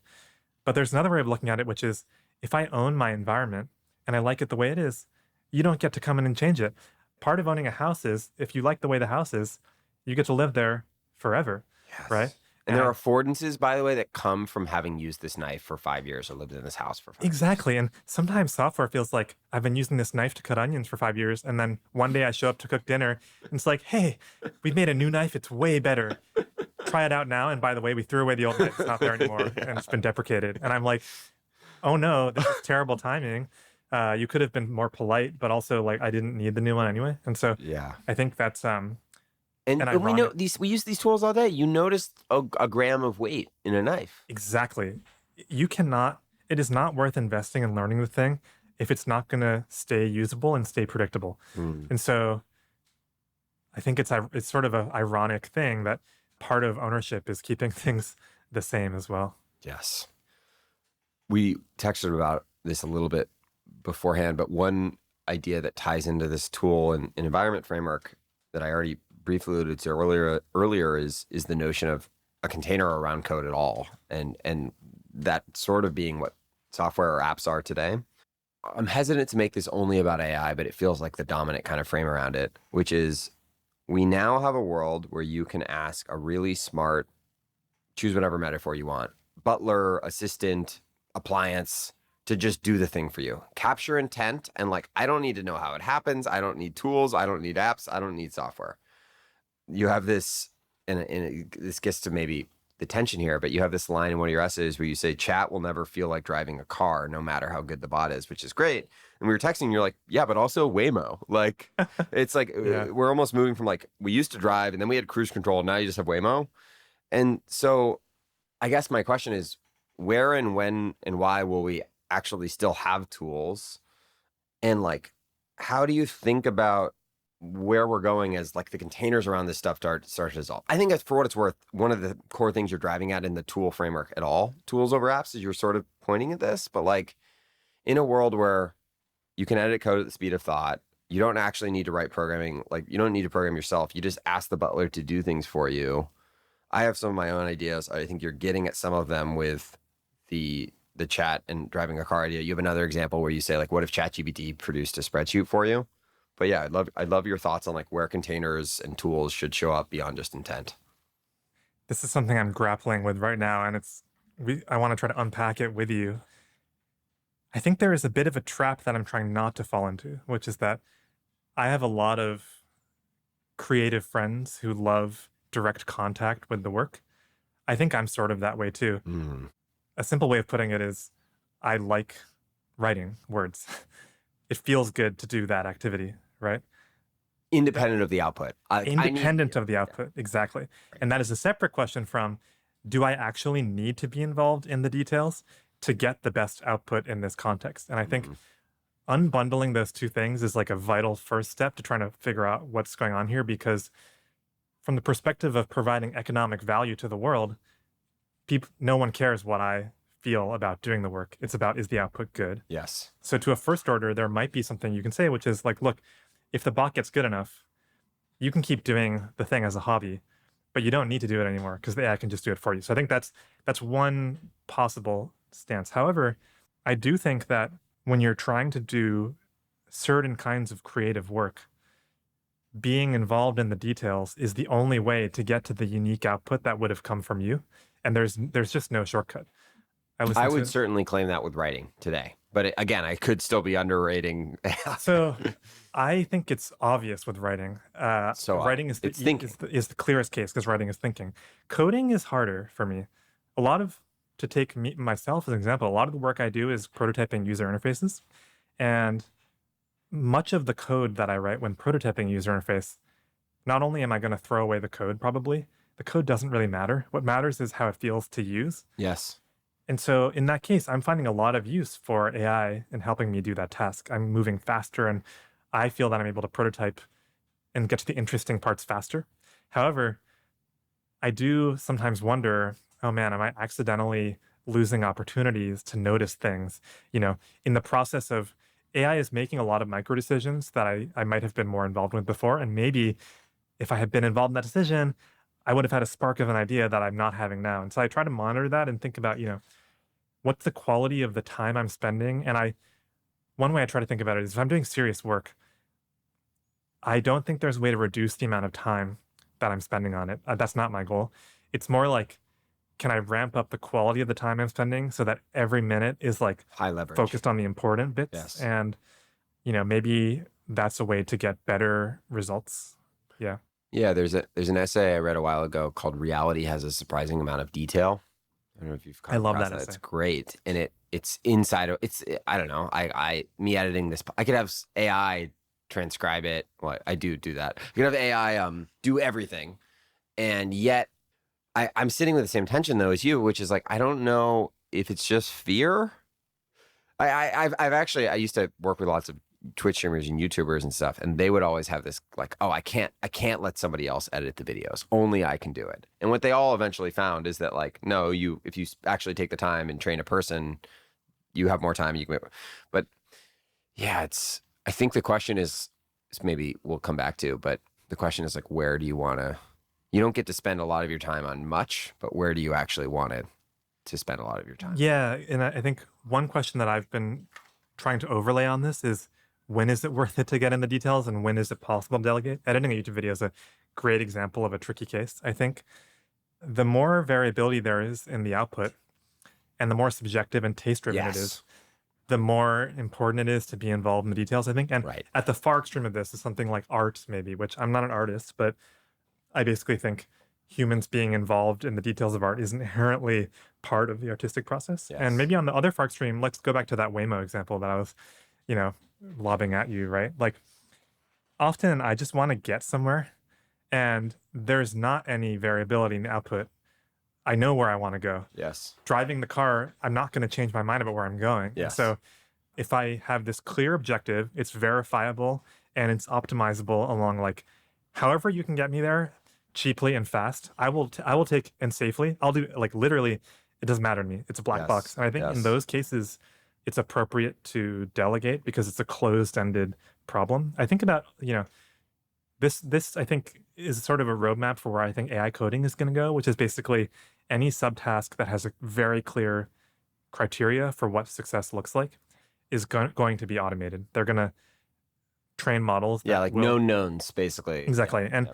and this surface of specifiability, I think, doesn't always match what we intuitively think of as difficult necessarily. So I might have a goal that's like make this thing 100 times faster and make it 100 times cheaper to manufacture and make it 100 times more robust. Or I could have a more insidious goal like make the conversion rate 10x. Right. And these are clear goals that can be measured.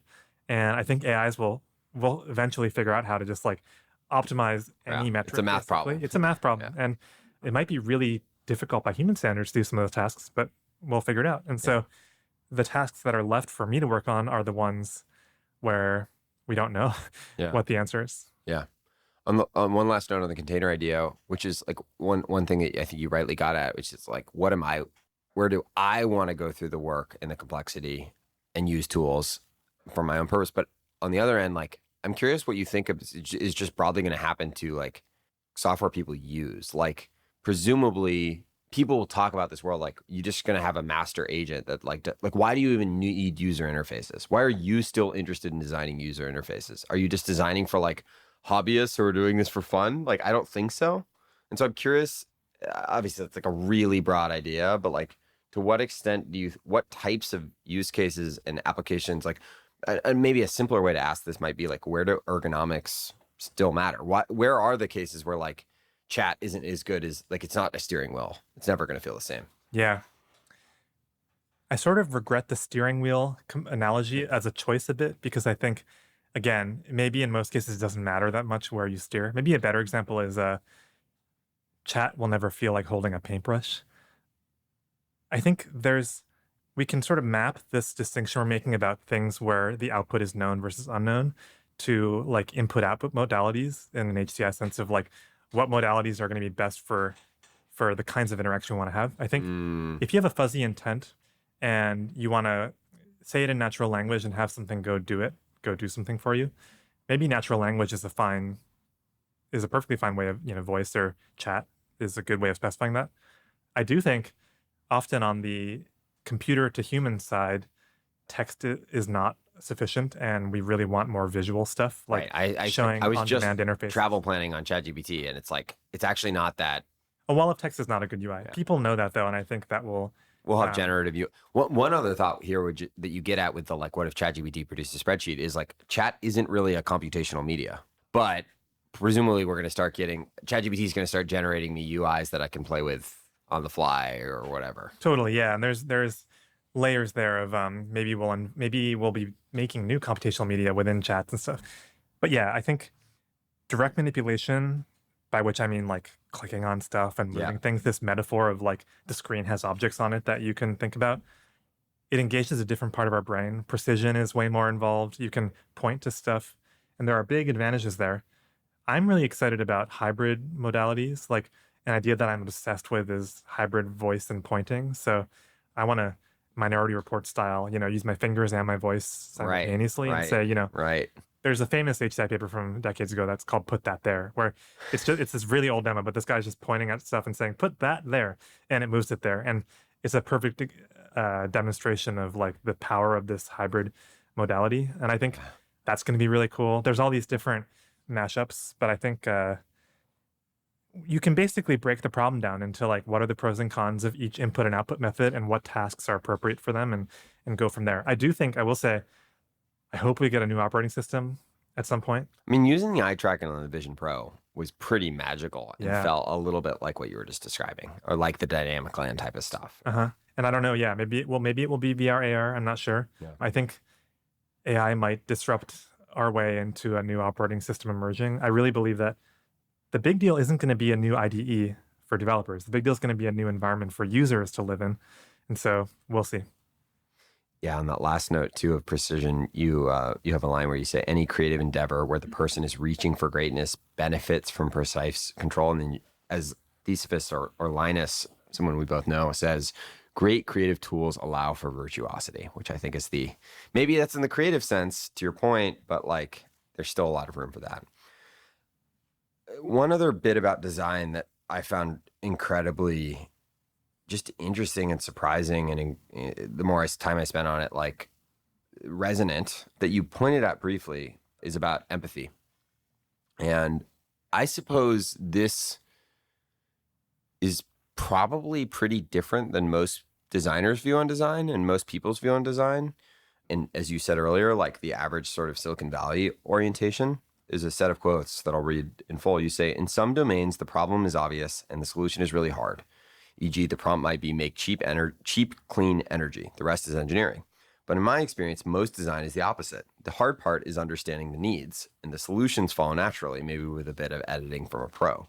In these domains, I believe empowered end users will beat external experts every time. I think it's possible to have great respect for the craft of design while also respecting that people know their own circumstances and can learn to design quite well themselves. And then finally, perhaps most strongly, I'm pretty pessimistic that it's possible to design truly great software for someone other than yourself, especially if that person is operating in a complex environment. You talked about it at the top of the conversation around designing for teachers earlier on in your career. And the root of this that I think probably comes up verbatim or close a few times is like, maybe we just need more people to design software.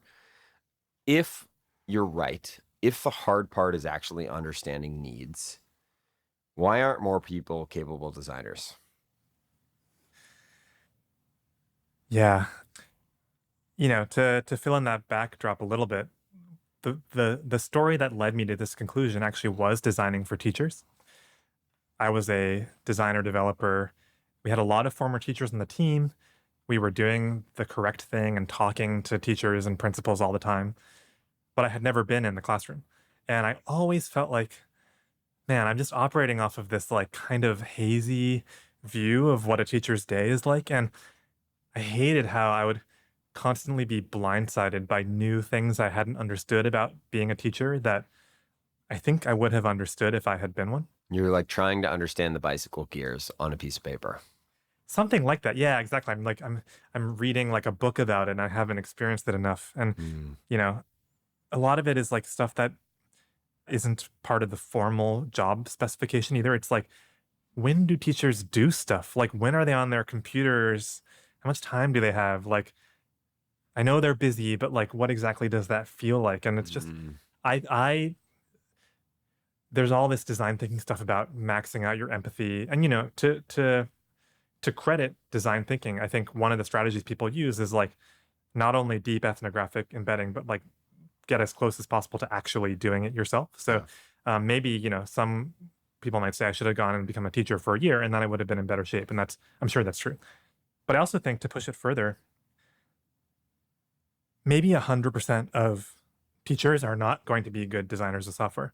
But I do believe, and I actually know from talking to certain ones that some of them are. Some of them combine the lived experience and the deep understanding with a certain way of thinking and a design mentality about improving stuff. And maybe let's say it's 10% of teachers. How many of those people are currently empowered to do anything in their software worlds? Yes. Not many. And I sort of see sometimes the mission as like, we have 1% of people can build software today. We don't need to get it to 100. We just need to get it to 10%. And that 10% is going to be, distributed across every profession and every, corner of the world. And we just need those local experts to learn enough to do useful stuff. I love this idea. It also, I think, starts to get us to like, we've been talking a lot of theory, how this is like really going to start to improve in practice. Like, how are we going to get more malleable software? I think we haven't talked extensively about like the multiplayer side of this. You frame it as sort of like communal creation. This idea of the local developer, the best version of this that I found was when you're talking about like the one guy in the office who is like great at Excel. It's like actually most people aren't great at Excel, but like a guy who can do it for you, which I think is great. There are two sets of quotes that I wanted to read that I think nail this. The first is just broadly on like the single player versus creating what I think you call malleable infrastructures. And there's even more fundamental reason to think of malleability through a communal lens. We use computers together. A product team needs a single system for tracking projects. A department in a hospital needs a single system for patient intake forms. A community organization needs a single video for system conferencing. These communities are certainly not well served by one-size-fits-all applications, but the solution can't be every user for themselves malleability. Instead, malleable infrastructures need to help communities build and maintain shared solutions to their problems. And then on the local side, studying spreadsheet use at companies, Bonnie Nardi found local developers, amateur enthusiasts who could write bits of code for their coworkers and guide their team up a gentle slope of spreadsheets. Malleable software can look to examples like this. Clay Shirky termed this pattern situated software, describing how his students were able to rapidly build software for their communities by taking advantage of social infrastructure or context-sensitive information. On an even more intimate level, Robin Sloan memorably described how an app built for his family could be a home-cooked meal, as we talked about. Whether it's 1% or 10%, like these local people, what do we need to do for them? How do we, you also talk about in this context of like increasing software literacy, which is really cool, like compared reading rates or literacy rates in the past. But like, yeah, I guess what are the characteristics of these people? Are they basically your market? Like, what do these people need? Is it everything we've been talking about? Are there specific frames you think about in terms of the person in the... Yeah, I love this term, local developer. Another one that I like from Alan McLean's work that I cited earlier is software handyman, I think is a nice way to think about it. This like local person who's like knows more than you. Yeah, knows maybe a little, maybe a lot more than you, but isn't like they're not like a construction crew. They're kind of a mid-tier person. And probably you could learn to do most of what they do if you owned a home and cared and learned it. Right. You don't need to be a super professional. There's kind of this middle zone, and I think that's where local developers fit in.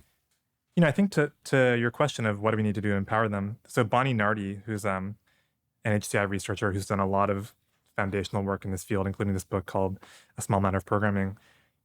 She, I believe, coined the term local developer and in this work that was studying spreadsheet use. And they noted a couple interesting things about spreadsheets. So we're going to add to the list of 10 reasons why spreadsheets are great here. So they kind of pinpointed what is it that makes spreadsheets good for working with local developers, right? So there was a couple things. One is that the novice person can still do a lot of it themselves. Like they can enter all the numbers and they only need to ask for help for the parts that they can't do. And when the expert comes in, they kind of work in the same shared space as where the other person already was working. So they're just entering formulas that you could have typed yourself. This is not like, you know, there's the zone you do, and then the other person's operating behind some wall that you can't see. You kind of share the space. And what that lets you do is there is education that can happen. Yeah, it's not magic. It's not magic. It's all there. And you can pick up some of the formulas. You can read what they did, and maybe you can tweak it, and then you can copy paste it next time. And there's a lot of sort of like tacit transfer that can happen from coexisting in that space. And I think that is, to put a point on it, like in software, often what you have is there's the lobby where you work. And then if you want anything changed, there's some hidden like boiler room somewhere, which is the code that you never see.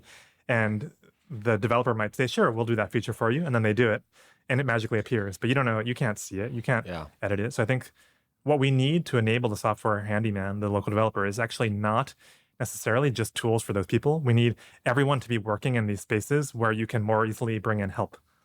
And I'll note, so increasingly, you mentioned this earlier, that help could be AI. So I'm really enamored by this idea that the local developer could be your AI. And that has all these nice consequences where, again, the goal isn't that you delegate to them in the end. Actually, the goal might be that you end up not using the AI anymore. If your local AI teaches you all the spreadsheet stuff you need to know, you don't need them anymore. That's actually, I think, a pretty cool endpoint. Yeah, it might be a little optimistic, but it's certainly possible. Speaking of AI, you said well, hold on. I want to say one thing about that. Like, yes, I think often people respond to this vision by saying, man, this is like, you're being very optimistic about human nature. People don't want this, right? And I think if you're talking short term, you totally might be right. I'm not sure, but if you're trying to make a startup that's going to make $1 billion by next year, maybe this whole thing is a bad idea. However, I really believe that people respond to their culture and their environment Mm. in terms of how much agency we feel. The way we're brought up really shapes the way that we act. And so, one of the reasons I care about this is that I think if every teenager lives in their iPhone and you can't change anything in your iPhone, then there'll be a self-fulfilling prophecy of like this pessimistic view of people as passive consumers. And I think there's a lot of forces in our society that are pushing us that way. And so anything that can nudge us the other way, I think, even if it doesn't apply to most people today, it could contribute to a more positive feedback loop. Mediums shape us very deeply. I read Neil Postman, Amusing Ourselves to Death, earlier this year, and he makes this argument about, like, obviously culture is being shaped by television, but his stronger argument is that we ourselves are being shaped in terms of how we think. Yeah, you embody that in a line. You say customizing software in this way is an uphill battle because the tools and infrastructure that we use to develop and deploy software treat users as passive recipients rather than active co-creators. Since you brought it up, let's talk about it a little bit more. As I mentioned earlier, this is an agency story. I think at the end of the day, like that, you sort of have to believe in agency to be doing what you're doing. I am definitely sympathetic to like the environment argument. The mediums affect people. I think at the end of your piece is where this came from. You're talking about culture, and you're like, how do we cultivate a movement towards personal agency where people want to modify their environments broadly, and digitally or physically? It seems like the world is like broadly moving to like people don't want home cooking; they want DoorDash, like let alone software. Like, is there something at root that is there a seed of agency that you are pulling on, or you just think that like we're all plastic and you can push the pendulum either way? Like maybe that's a more philosophical question at a very broad level. And if so, like at the very least, what types of environments or constructs do you think are going to make people? We want our, let alone software, we want our entertainment to be automated. That's the way things are going. Bleak, huh? I can only speculate. I don't know the answer. Or I guess. feel free to speak personally too, if that's Sure, easier. yeah. I mean, I guess I have a sort of an axiomatic belief that most people are pretty plastic on this dimension. And I think every experience that you have where you do something and it matters enforces the idea that what you do matters. It's a And Steve Jobs video again. every experience that you have where you try to do something and you're not allowed to, or it doesn't matter, reinforces the idea that what you do doesn't matter. And I think that loop can be really, really strong. And there's all sorts of, I've seen, sort of cute ideas. To take the DoorDash example, right? I've seen someone posted at one point a design that was like, it was like a DoorDash menu that had home cooking as like one of the options in addition to all the restaurants. And I think a tricky thing is that in the DoorDash example, what you're fighting against is a company who's incentivized to make you forget that delivery food is not the only option. They want you to think, oh, I have 1,000 choices.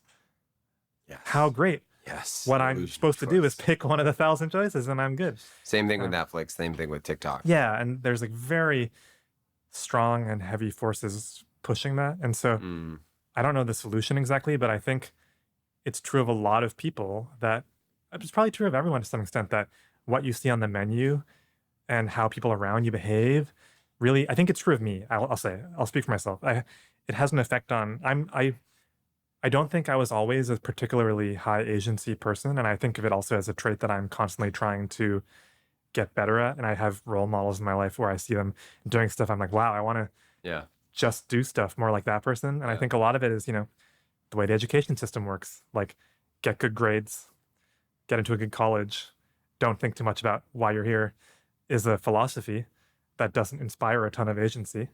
Whereas, an alternate approach of like, what's a project you want to do and why, and what do you need to learn to do that project is a different way of thinking. And it took me, I would say sadly, it sort of took me like until late college or after formal education to realize I think that's probably how the world worked for most people. And it felt a little bit, better late than never, but I wish someone had started this loop for me when I was 15 and not 25. And I think our school system is actually probably inversely correlated to this. You're probably better off if you aren't in a traditional school system to click this earlier. 100%.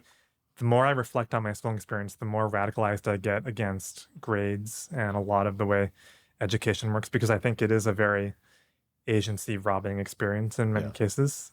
It's tricky though. I'm not saying there's a role for skill development and formal practice and stuff. I just think that, I'll actually tell a story of one of the things that got me to where I am right now was I did this little 1 week retreat at this place called Recurse Center, which is, they call it like, I think, a programmer's retreat or something. It's basically, you're a programmer and you want a place to just go get better at your craft or think about stuff. And it's a room with a bunch of other curious, hungry people. And you go there and you do what you want to do. And there's like no curriculum. It's intentionally extremely open-ended. And part of that process, most people go for like 3 months, but part of the process is figuring out what you want to do and having some false starts and having some existential angst. And there's a lot of like, nothing's being spoon-fed to you. And it's very inefficient in that way. And that you probably spend half the time in weird spirals. Right. But out the other end, what you get is this like renewed conviction and sense of like, oh, I figured out what I actually want and where I want to go. And now I'm super, super motivated to pick up these 10 skills that I need to get there. Yeah, because I have clarity. Yeah. And that's why I ended up going to grad school. I was not like planning to do that. And I realized, oh, okay. Now I know. Big gap too, like 5 or 6 years after school. Yeah, I wasn't going to do like PhD is like a terrible deal. It's like you don't get paid much. It's like you got to work really hard and write all this stuff. But I realized, okay, to execute this vision that I've come to, now I'm like devouring these like classes and books and stuff, and I think that's, for me, that sequence of like mess around, do it wrong, figure out where you want to go first, and then get a coach to help you learn works way better. And I think school just like completely screws that up most of the time. Yes, because you're not doing it for you. Exactly. Yeah, you're doing it for someone else's made up sequence that doesn't apply to where you are right now. Yes. It's a little more tactical and less philosophical, but you've written about like how can we make programming feel more like a video game? You have this like little blog post about like this Claude debugging like GUI you built. Like maybe that's one like very simple version of this. And I don't think it's surprising at all that like lots of kids who are addicted to video games or Minecraft end up becoming programmers. But do you think like, is that like one version of the type of like context or environmental way that you can push people more this way?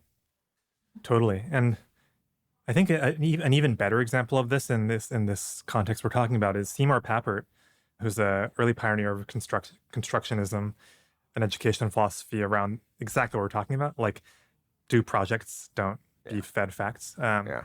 He had this whole web of ideas around, he talks about, how do you learn French as a kid? You live in France. Boom, it happens automatically. How could you learn math like that? You just need Mathland. And if you live in Mathland, you'll pick up math. And so that's what video games can be. He thought of, and I don't know if you would call it a video game exactly, but he thought of designing these environments like Logo, this programming language. Yes. Not really to teach programming. Actually, his goal was more to teach math.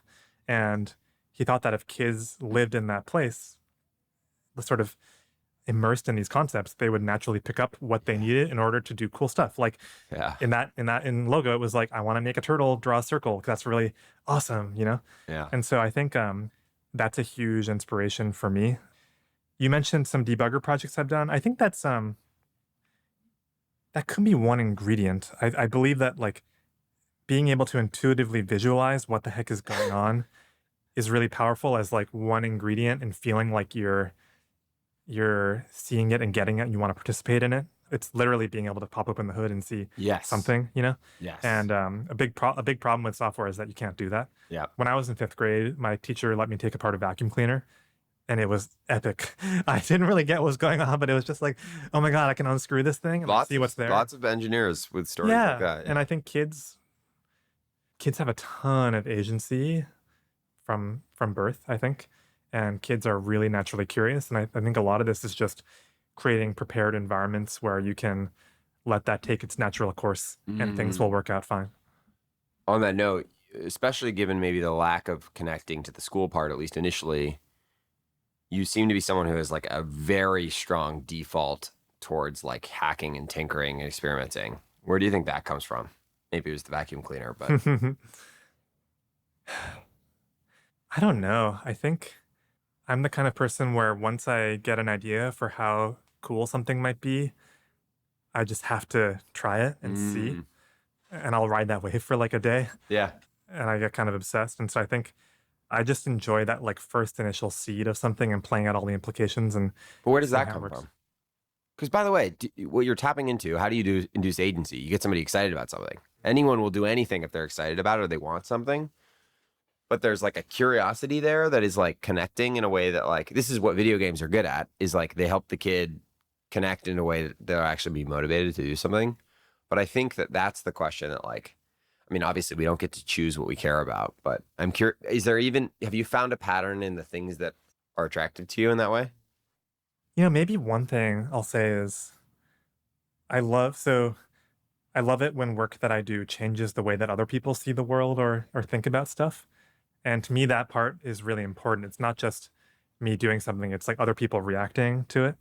And I guess as a kid, I would like make weird animated videos and send them to my friends and they would like laugh at them or whatever. And that was cool. Mm. And I think now in the internet age, one thing I find powerful about living on the internet to some extent is you can just put stuff out there and so many people can see it and react to it. And, I think Twitter is a medium that we both participate in a lot. And For better or for for, worse. for seriously, but the for better part is like, oh man, I can assemble the 100 people in the world who are wanting to nerd out about this super niche thing, and we can talk about it, and I can say something, and people will listen if it's Global valuable show to and them. tell. Yep. Yeah, and that possibility of changing how people see stuff is just, I think I find that really exciting. The idea that ideas matter, and sure, making things real matters too, and execution matters, but like ideas can be really, really powerful, and so it's just fun to get stuff out there like that.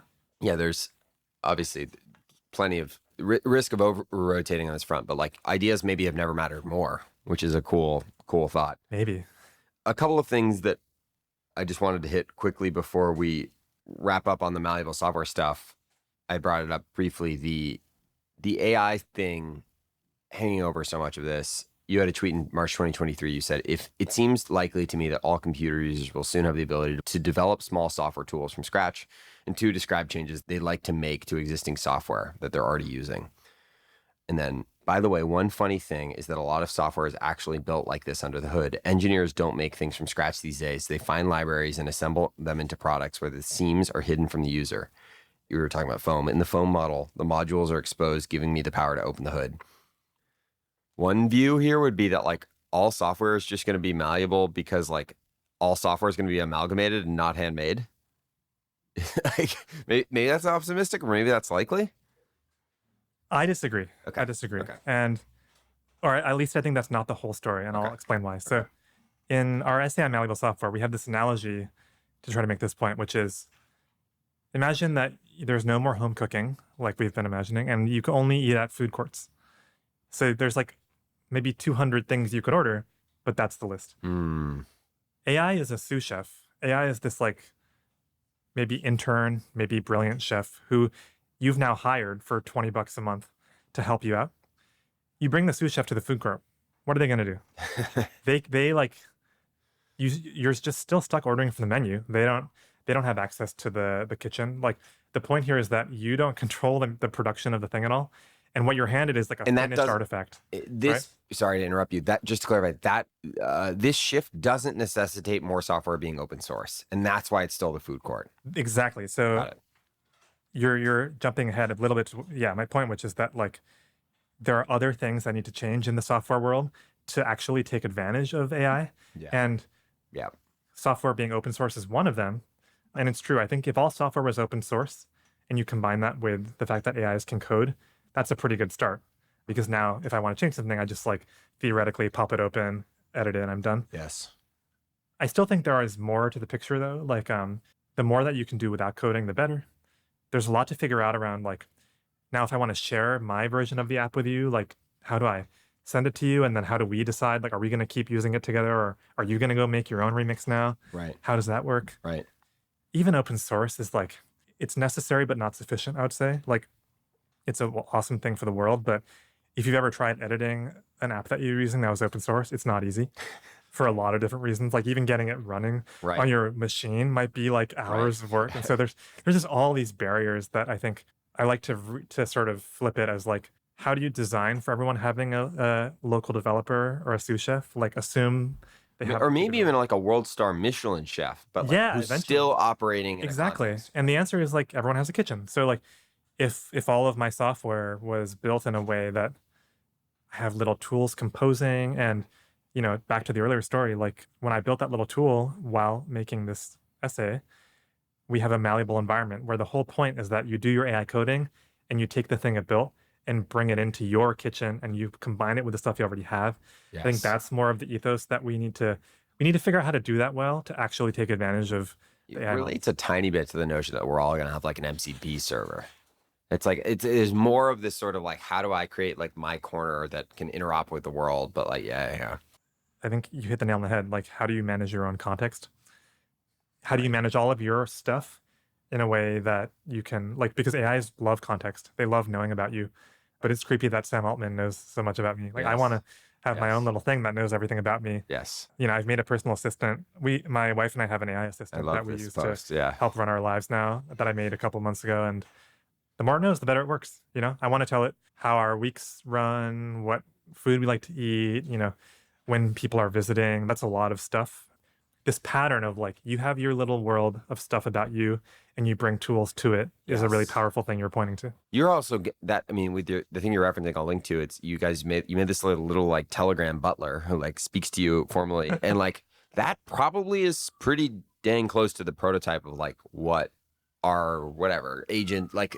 We are going to have intelligences that do stuff for us, and that we have intimate conversation with all these types of things, and it's going to need to be able to control and internalize your world in a way that 100%. works.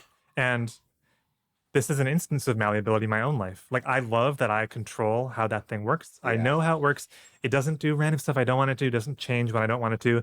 I can constantly add new stuff to it. And it's like I have a butler that I can train over time and make it do what I Yes. want. And there's sort of no limits to what I'm allowed to do with it. And this is so different from like Siri and the crazy thing is I did this, I had a baby last month and like this was like vibe coded at 2 a.m.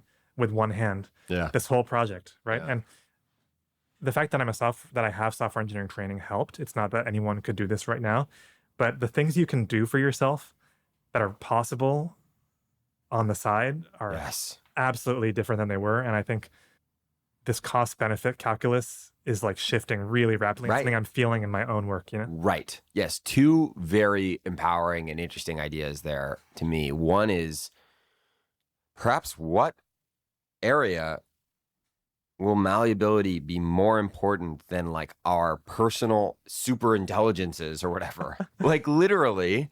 And number two, going back to the conversation we were having around agency and whether people are going to care is like, yes, we've come back to this theme that increasingly like more and more things can be automated for you. But also we are moving more and more into a world where like more is the floor in the floor is getting lower and the ceiling is getting higher and like the possibility space is getting wider, which like if you just lean forward, even like the video game meme of like leaning forward in your chair, if you even lean forward just a tiny bit, like if the non-technical person couldn't vibe code that assistant 2 months ago or now, they definitely will be able to in 6 months. And like that ramp is just going to keep going. Absolutely. And man, I love what you said about these personal assistants are going to have huge influence on our lives. This is already happening. Like the Twitter algorithm affects my thoughts a lot. And that's one of the reasons why I think, for example, like Blue Sky, pick your own feed algorithm is a great example of a certain kind of malleability. Yes. Yes. It's a lever you have over how you want to live, and the lever you have over the person who's literally hardwired to your attention and has a switch on it. Exactly. And right now it's Elon. Exactly. And I think a lot about my susceptibility to like the feedback loops in my life and how I want to figure out my values, pick my feedback loops, and then have my loops support me in enacting my values, not like be constantly fighting. Yeah, that's agency right there. That is absolutely yes. And I think it's like Odysseus tying himself to the mast. It's like, how do you set up the system in advance so you can get the outcome you want? And Brian Johnson talks about this is in an old essay. Now he's he's gotten more extreme, but he literally was like, I revoked Evening Brian's eating privileges or decision-making privileges. Yeah, and like that's not a choice I'm going to make, but I like that he can make it. It's like he can set up that system for his life. This is the possibility. Yes. Yeah. Yes. My last question on this that we haven't really talked about, that is a huge boogeyman around everything you've explored around malleable software and whether it can really happen, is incentives, and commercial incentives specifically.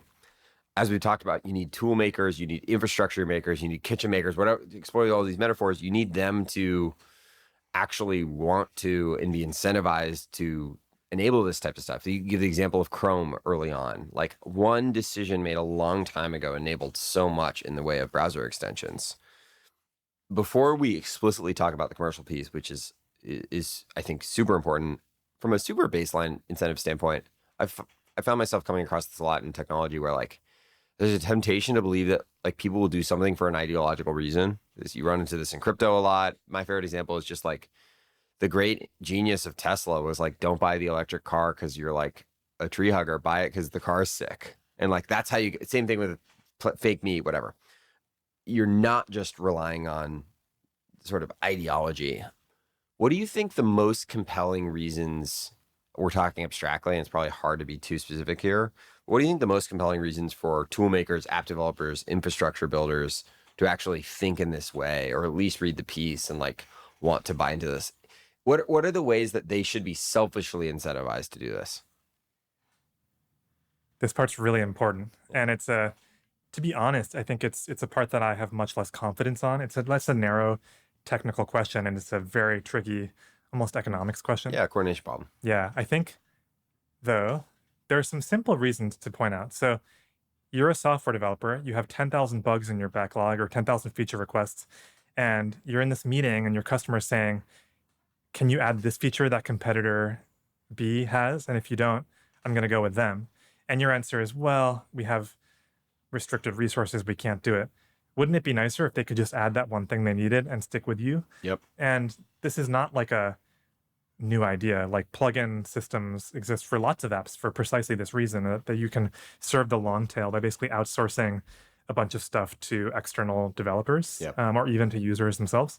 So I think that's a win-win for users and devs if you let people do more on their own, so you don't need to do as much work. Or even in some cases, you have a product like Obsidian where like the product in many ways like one of its main selling points is accessibility. Yeah. Those are maybe less rare today, but they do exist. So Obsidian, I think what's interesting is that Obsidian takes it a step further, which is that it's a more open system because the data is portable. Yeah. Most plugin ecosystems have this catch, which is that it's a proprietary plugin ecosystem that's actually trying to increase the gravity around the lock-in around a single, like, that's why it's good for the developer, right? But I think at the same time, that's a lot of what damages, like, the reason apps are siloed is because each app developer is trying to hold on to their moat. Right. I mean, like, this is getting to the commercial part a little bit, but like if I'm Notion or Figma, why would I possibly want people to use other clients? Like, my entire business is built on the fact that I have lock-in. It's not exactly the plugin idea, but like that like, it's hard not to stare at this stuff. Like Google Docs, maybe a little, like, that's not really where Google makes money. Maybe a little easier. Google has some of that ethos, but like most software, to the extent it's going to have a moat, it's not making the software anymore. It's the network effects. I want it to be less or maybe not malleable, but I certainly want it to be less interoperable in theory. Totally. I think if you look at what are the greatest success stories here, I think of like the web. Yeah. I think of email. So email is not owned by any company.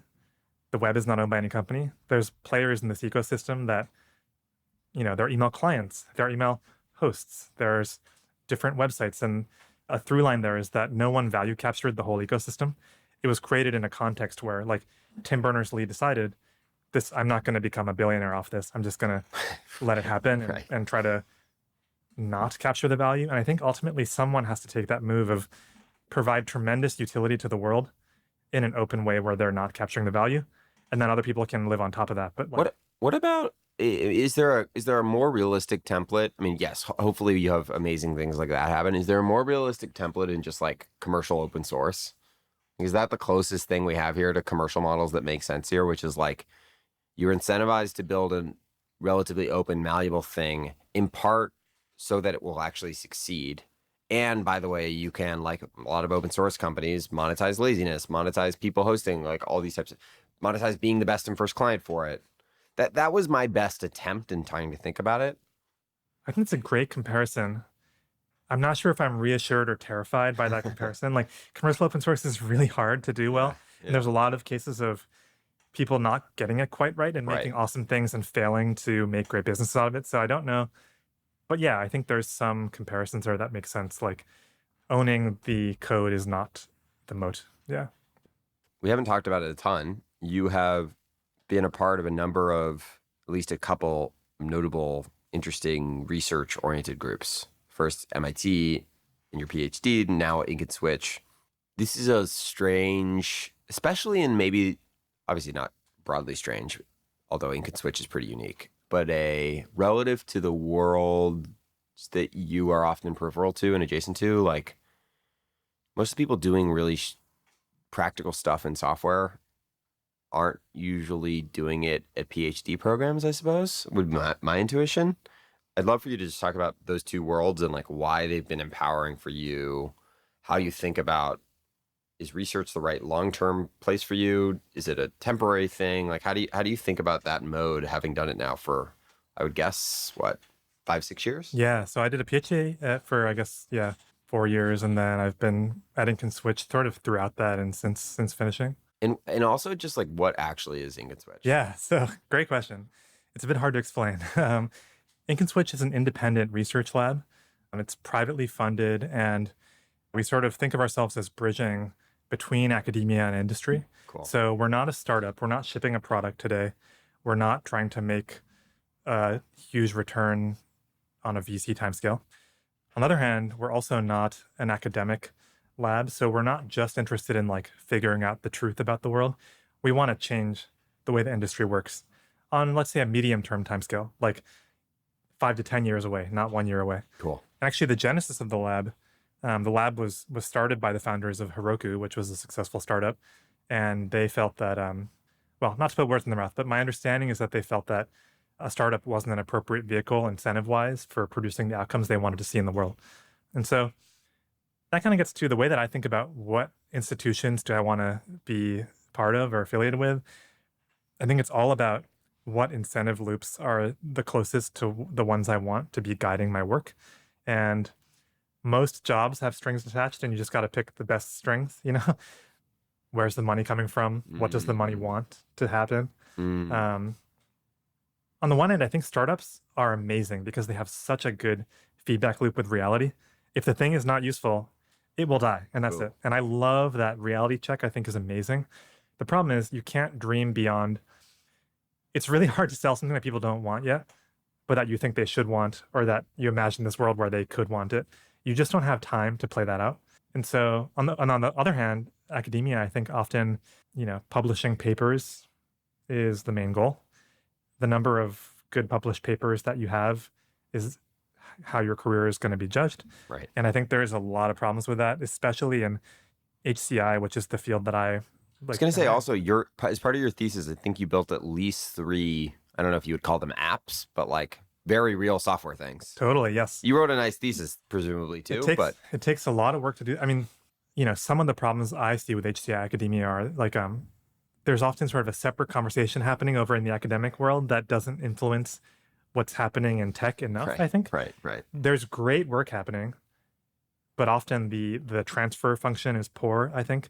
And especially when things are moving so fast, it can be hard. And there's also there are certain ways, I think, of the bar that a paper has to meet to be published is both too high and too low. Like they care about rigor that I don't care about, but they also don't care if it's interesting, for example. Right. So what we try to do at Ink and Switch is create incentive loops for ourselves that will lead to change in the world of the kind that we want to see. Cool. And so we try to think about, okay, how can we change the minds of designers and engineers who are building software today?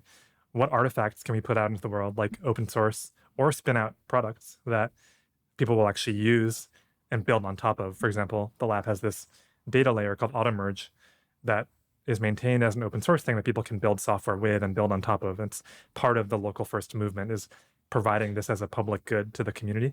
So we think of sort of a portfolio of ways of influencing the world that hopefully nudge things the way, we want them to. And our unique advantage is not that we're smart or talented or that we, although I hope that we are those things, it's sort of that we have a different structure.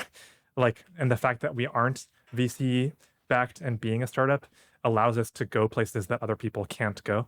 Yeah. Allows us to think about what would be the substrate, not like what is the app. And I think that's a cool opportunity, I think, to have a unique and like differentiated contribution to the space of ideas people are talking about. We briefly talked about ideas earlier and the importance of sharing them. To what extent do you think about the near, medium, and long term around, like, I think your research and writing is deeply inspirational, and presumably is having real impact, and that could continue to compound. There's also a world where you could return to building production software, or however that's going to look in the future. You spent 5 years at a startup at the beginning of your career. How do you think about that set of, I'm not asking for your imminent career plans, but like, yeah, how do you think about that trade-off? Yeah. I love both sides of it. Yeah. I probably want to ship to users again eventually. I don't know when. There are real trade-offs. And I think one of the biggest dangers of being an idea space is that I like to say, like, how often are you being slapped in the face by reality? At a startup, it's every day. You go try to sell stuff, people don't buy it, and you're like, well, I guess that's not how reality works. And your mental model is being like really aggressively updated. Hey, you get that from tweeting too, maybe. That's, yeah. I mean, well, it's a different loop. Yeah, tweeting, kind of teasing. tweeting, you need to have cool, interesting, novel, insightful ideas for sure. There's like a thing you're optimizing. It's not different. Sometimes not even novel. I think you need to say things that seem contrarian, but everyone actually. Yeah, that's a perfect algorithm for you've cracked the code. But so like in a way, I think that actually encapsulates like one way I think about my own work sometimes is, okay, I have put in the work and I know how to get Twitter likes. Does that matter? Like, is it aligned with the change I want? Sometimes, like, yes, there is value in knowing how to sell an idea and knowing how to get people to understand it. But I don't want that to be the only loop guiding what I do. I think of kind of, you want a good mix of incentives driving you. And so something we're trying to do more at our lab is like have more loops with real people. We tried a project last year to have astrophysicists write science papers and do science in our tools. It actually didn't go that well. We learned a lot. They weren't able to do it yet. So that was a slap in the face from reality, right? Yeah. We have a project ongoing right now where we're trying to help kids collaborate better on game development. And we're running tests with teachers and soon students in classrooms. And that's, again, we're saying we want to make collaboration more accessible. Is it? Let's find out, And so I think that's, even in a more researchy sense, that's totally essential. Totally different topic, but you have a post on ChatGPT as a muse and not an oracle. I think it was pretty prescient. It was back in 2023. You said, I've been wondering, though, if this framing is missing a different opportunity, the notion of ChatGPT as an oracle or search. What if we were to think of LLMs not as tools for answering questions, but as tools for asking us questions and inspiring our creativity? Could they serve as on-demand conversation partners for helping us to develop our best thoughts as a creative muse?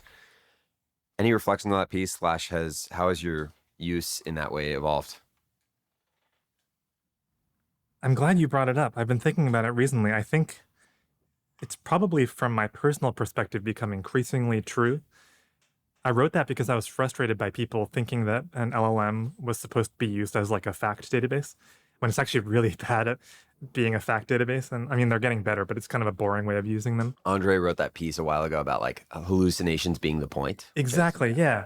Some of the most interesting moments I've had with LLMs are treating them as a thought partner, just to kind of, sometimes if I want to talk to someone and it's like late and there's no one around, and I want someone to shake up my thoughts and throw some new seeds of stuff into my thought space, an LLM can be a great way to get more entropy into my thoughts. Yes. And then maybe it's as simple as ask me questions. There's this idea that I love from Gordon Brander, who has a great blog and has thought a lot about creativity.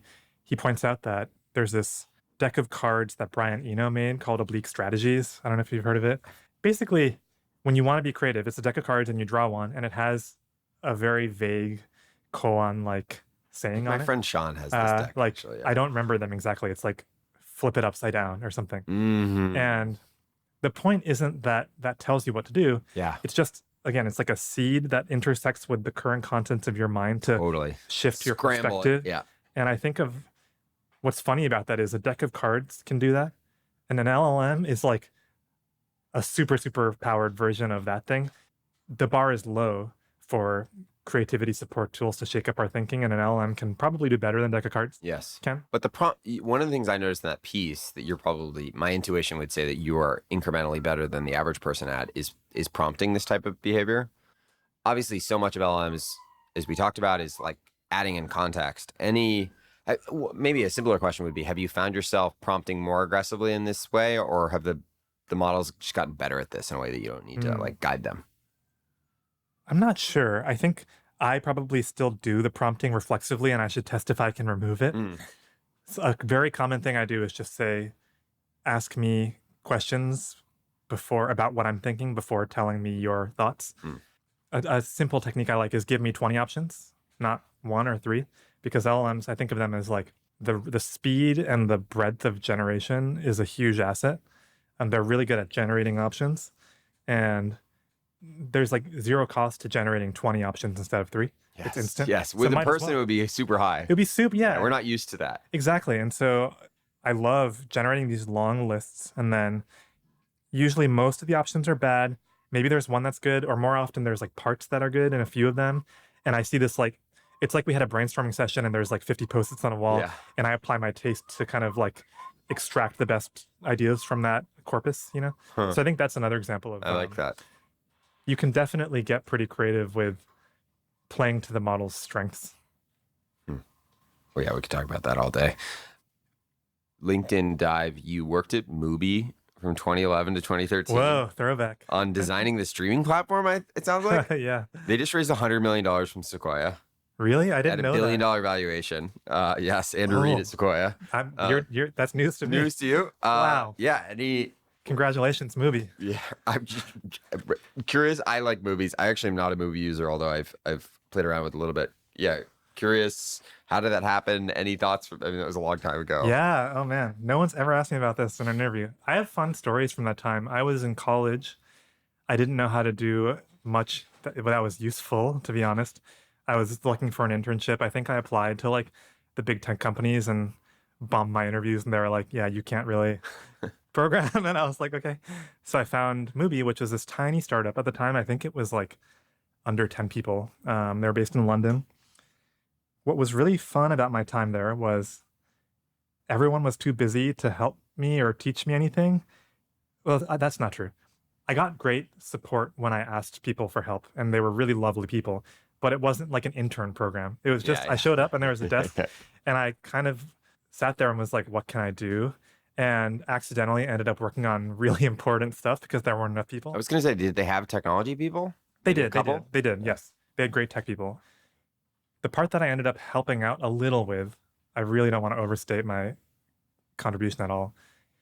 It might have even been net negative, honestly, if you've ever worked with an intern, was the CEO had this really smart idea, which was, it's hard to compete with Netflix because Netflix has a big catalog. Yes. And it's really expensive to license all those movies. So what if you competed on having a small catalog? And the way you do that is you focus on curation and taste, which Mubi already was doing. And the key insight was everyone's tired of Netflix because you can't pick what to watch. There's too many options. So he had this brilliant idea that was, we're going to show you one new movie a day. It'll be there for a month. And if you don't watch it in that month, it's gone. It's off the platform. And so there's urgency created.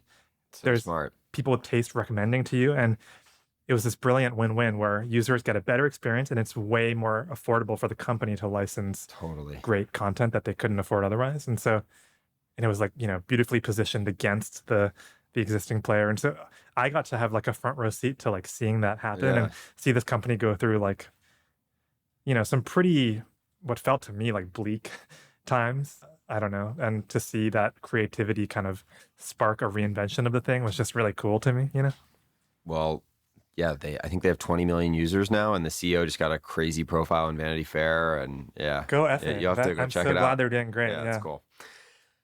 You grew up a little bit in Japan and presumably go back there. It's one of my favorite places. And have a Japanese mom. Like, curious how Japanese culture or living there has inspired you, how you think about things? Any influences there?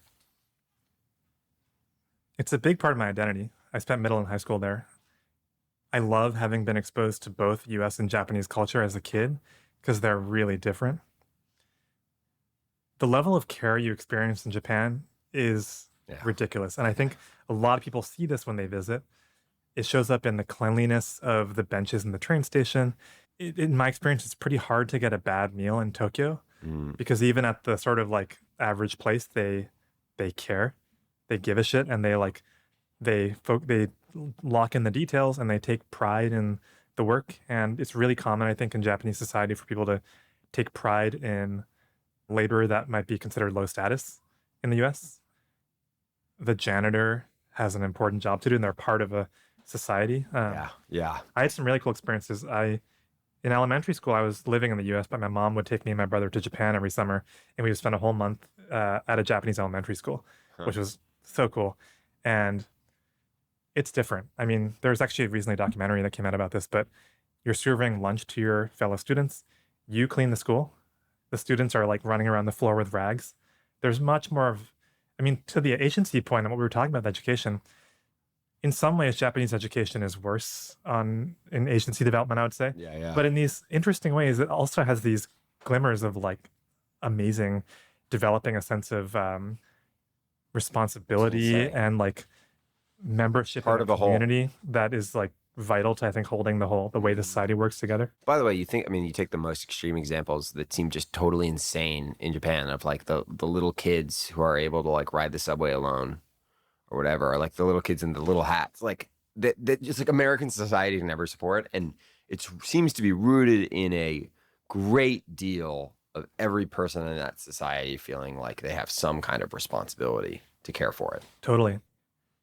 On the theme of agency, there's, I think, a stereotype of Japan that's like, it's a bunch of salaryman business guys in like boring meetings listening to their elders like tell them what to do, which is definitely partially true probably, but there's a really vibrant culture of indie businesses and entrepreneurship. And like the restaurant scene in Tokyo is amazing because there's all these restaurants and bars that have like 6 seats.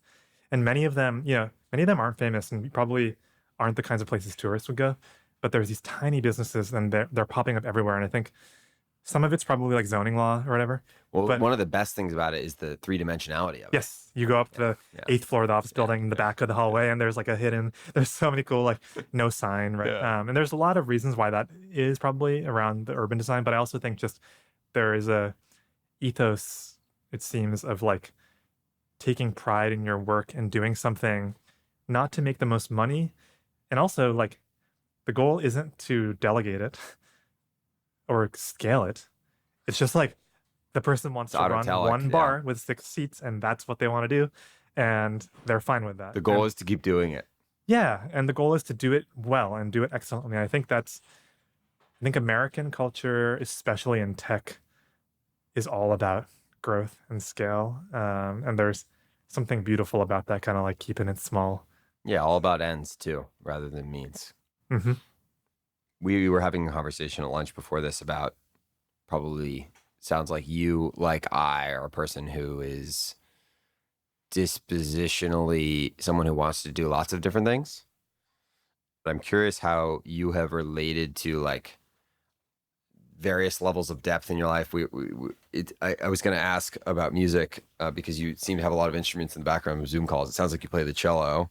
That's like one area, for example. Obviously, software has been another area, but you're also someone who's like not staying in one place totally. Like, I'm curious how you relate to maybe, especially in the context of like the Japanese philosophy of like mastery. How are you holding that? Like, have you found the right balance? Do you hope to have more mastery in the future? Or are you trying to go wider or deeper? It's something I really struggle with. Yeah, I love doing different stuff.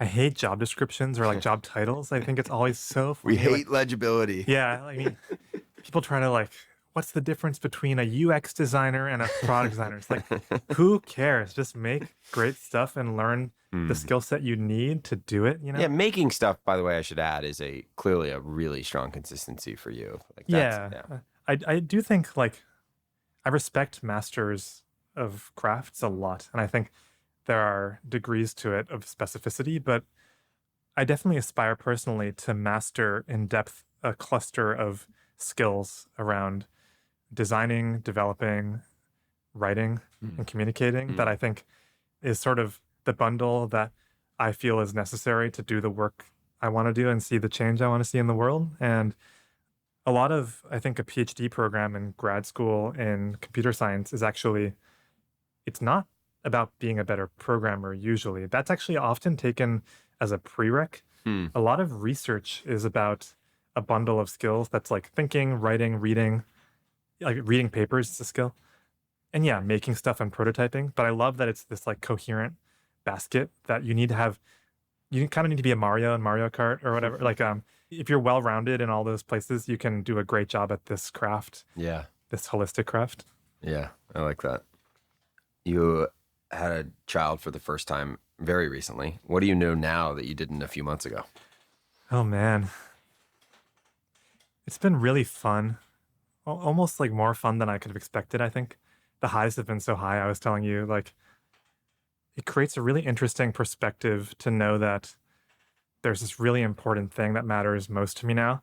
And a lot of stuff that mattered before to me, it still really matters, but in a slightly different way.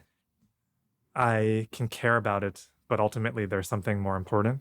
I think can sometimes be a maybe a freeing way to think Yeah. about something. You take a little bit of the pressure off and I want to do great work. I want to change how the world thinks, but also like if I see my daughter smile and like play with her, that's a good day. And so that's been different for me. Yeah. We were also chatting at lunch about you had observed like there's something kind of pure in a pro athlete, like a basketball player, in terms of how does what they do actually matter? It's just a ball game. It's just a sport, but like they're perfectly honest about like how much they care about this thing, regardless of how like quote unquote important it is for the world. And then we were also just chatting about like you said your brother's a doctor, like an athlete, a doctor, like they know right away. They know when they're 20 years old, like what they're going to invest all their time in, what they're going to care so much about. And then you also you tweeted, I think today, working with people who have high standards is tiring in the best way. So I was like marinating on that like combination of ideas. We had also talked about my conversation with Nabil and this like notion of like, what are you going to care about? What are you going to choose to care about? You only get so many things to care about. So yeah, I suppose my final question is, what else is tiring in a good way? Why? It's a little bit like what I asked you earlier, but why do you labor and tinker and experiment and iterate and push beyond the default? Yeah. I'll tell you the story of where that tweet came from today, maybe to get at this. So the secret is we're recording this before this essay about malleable software comes out. You've seen a draft, Yeah. but it's not done yet. And it's been a long process. We've been working for this thing for months. There have been a huge number of drafts and we're close, but we're not done. And one of the things that we believe at Ink and Switch, and I think that I've learned from working with the people that I work with now, is there is tremendous value in just sweating the details and caring way more than everyone else. And it's hard and it sucks. And it's like you can feel the finish line get closer and then further away and closer and further away. And you just wish it was 90% over. done, so I only have 50% left. Yeah, you wish it was over. And I think sometimes I personally fall prey to like, whatever, just get it out the door, which is what the startup does. The startup, you don't have time. You just have to cut it and go and iterate. But one of the nice things about writing essays at a lab is that you can actually do it differently and say, no, we're just going to wait until this thing is perfect. And then we're going to put it out there and people will notice. So that's something I've learned from some of my collaborators too, is like every detail from the photography to the margins to every single word. The individual choices won't be visible, but you can feel when it's all there. And it's a very special feeling. And I think you see that in Japan at a restaurant often, to go back to that. It's incredibly rewarding to try to do that and aspire to it yourself. And it's tough, but having people around you who enforce that for you, and some of this is picking the right people around. I've sent this essay to a number of friends who I really respect their opinions. And I've gotten some pretty like negative or, this part is great, but here are 10 deep flaws types of feedback. And it makes my day because it's like, this is so cool that I found people who I trust. And when I read what they say, I nod and I respect their taste enough to say, okay, we got to try again. And that's just really, I think, it's rewarding and it's something that I think I want to keep getting better at. Yeah, if you're going to make anything, why not make it wonderful? Go for it. Exactly. I mean, Steve Jobs has a lot of good stuff to say about this, showing, I forget if it was Steve or Johnny, like showing people you care or expressing your care through things you make, I think is a lovely way to live. That's all I got. Thanks. This Thank is you, really my fun. friend. This was wonderful.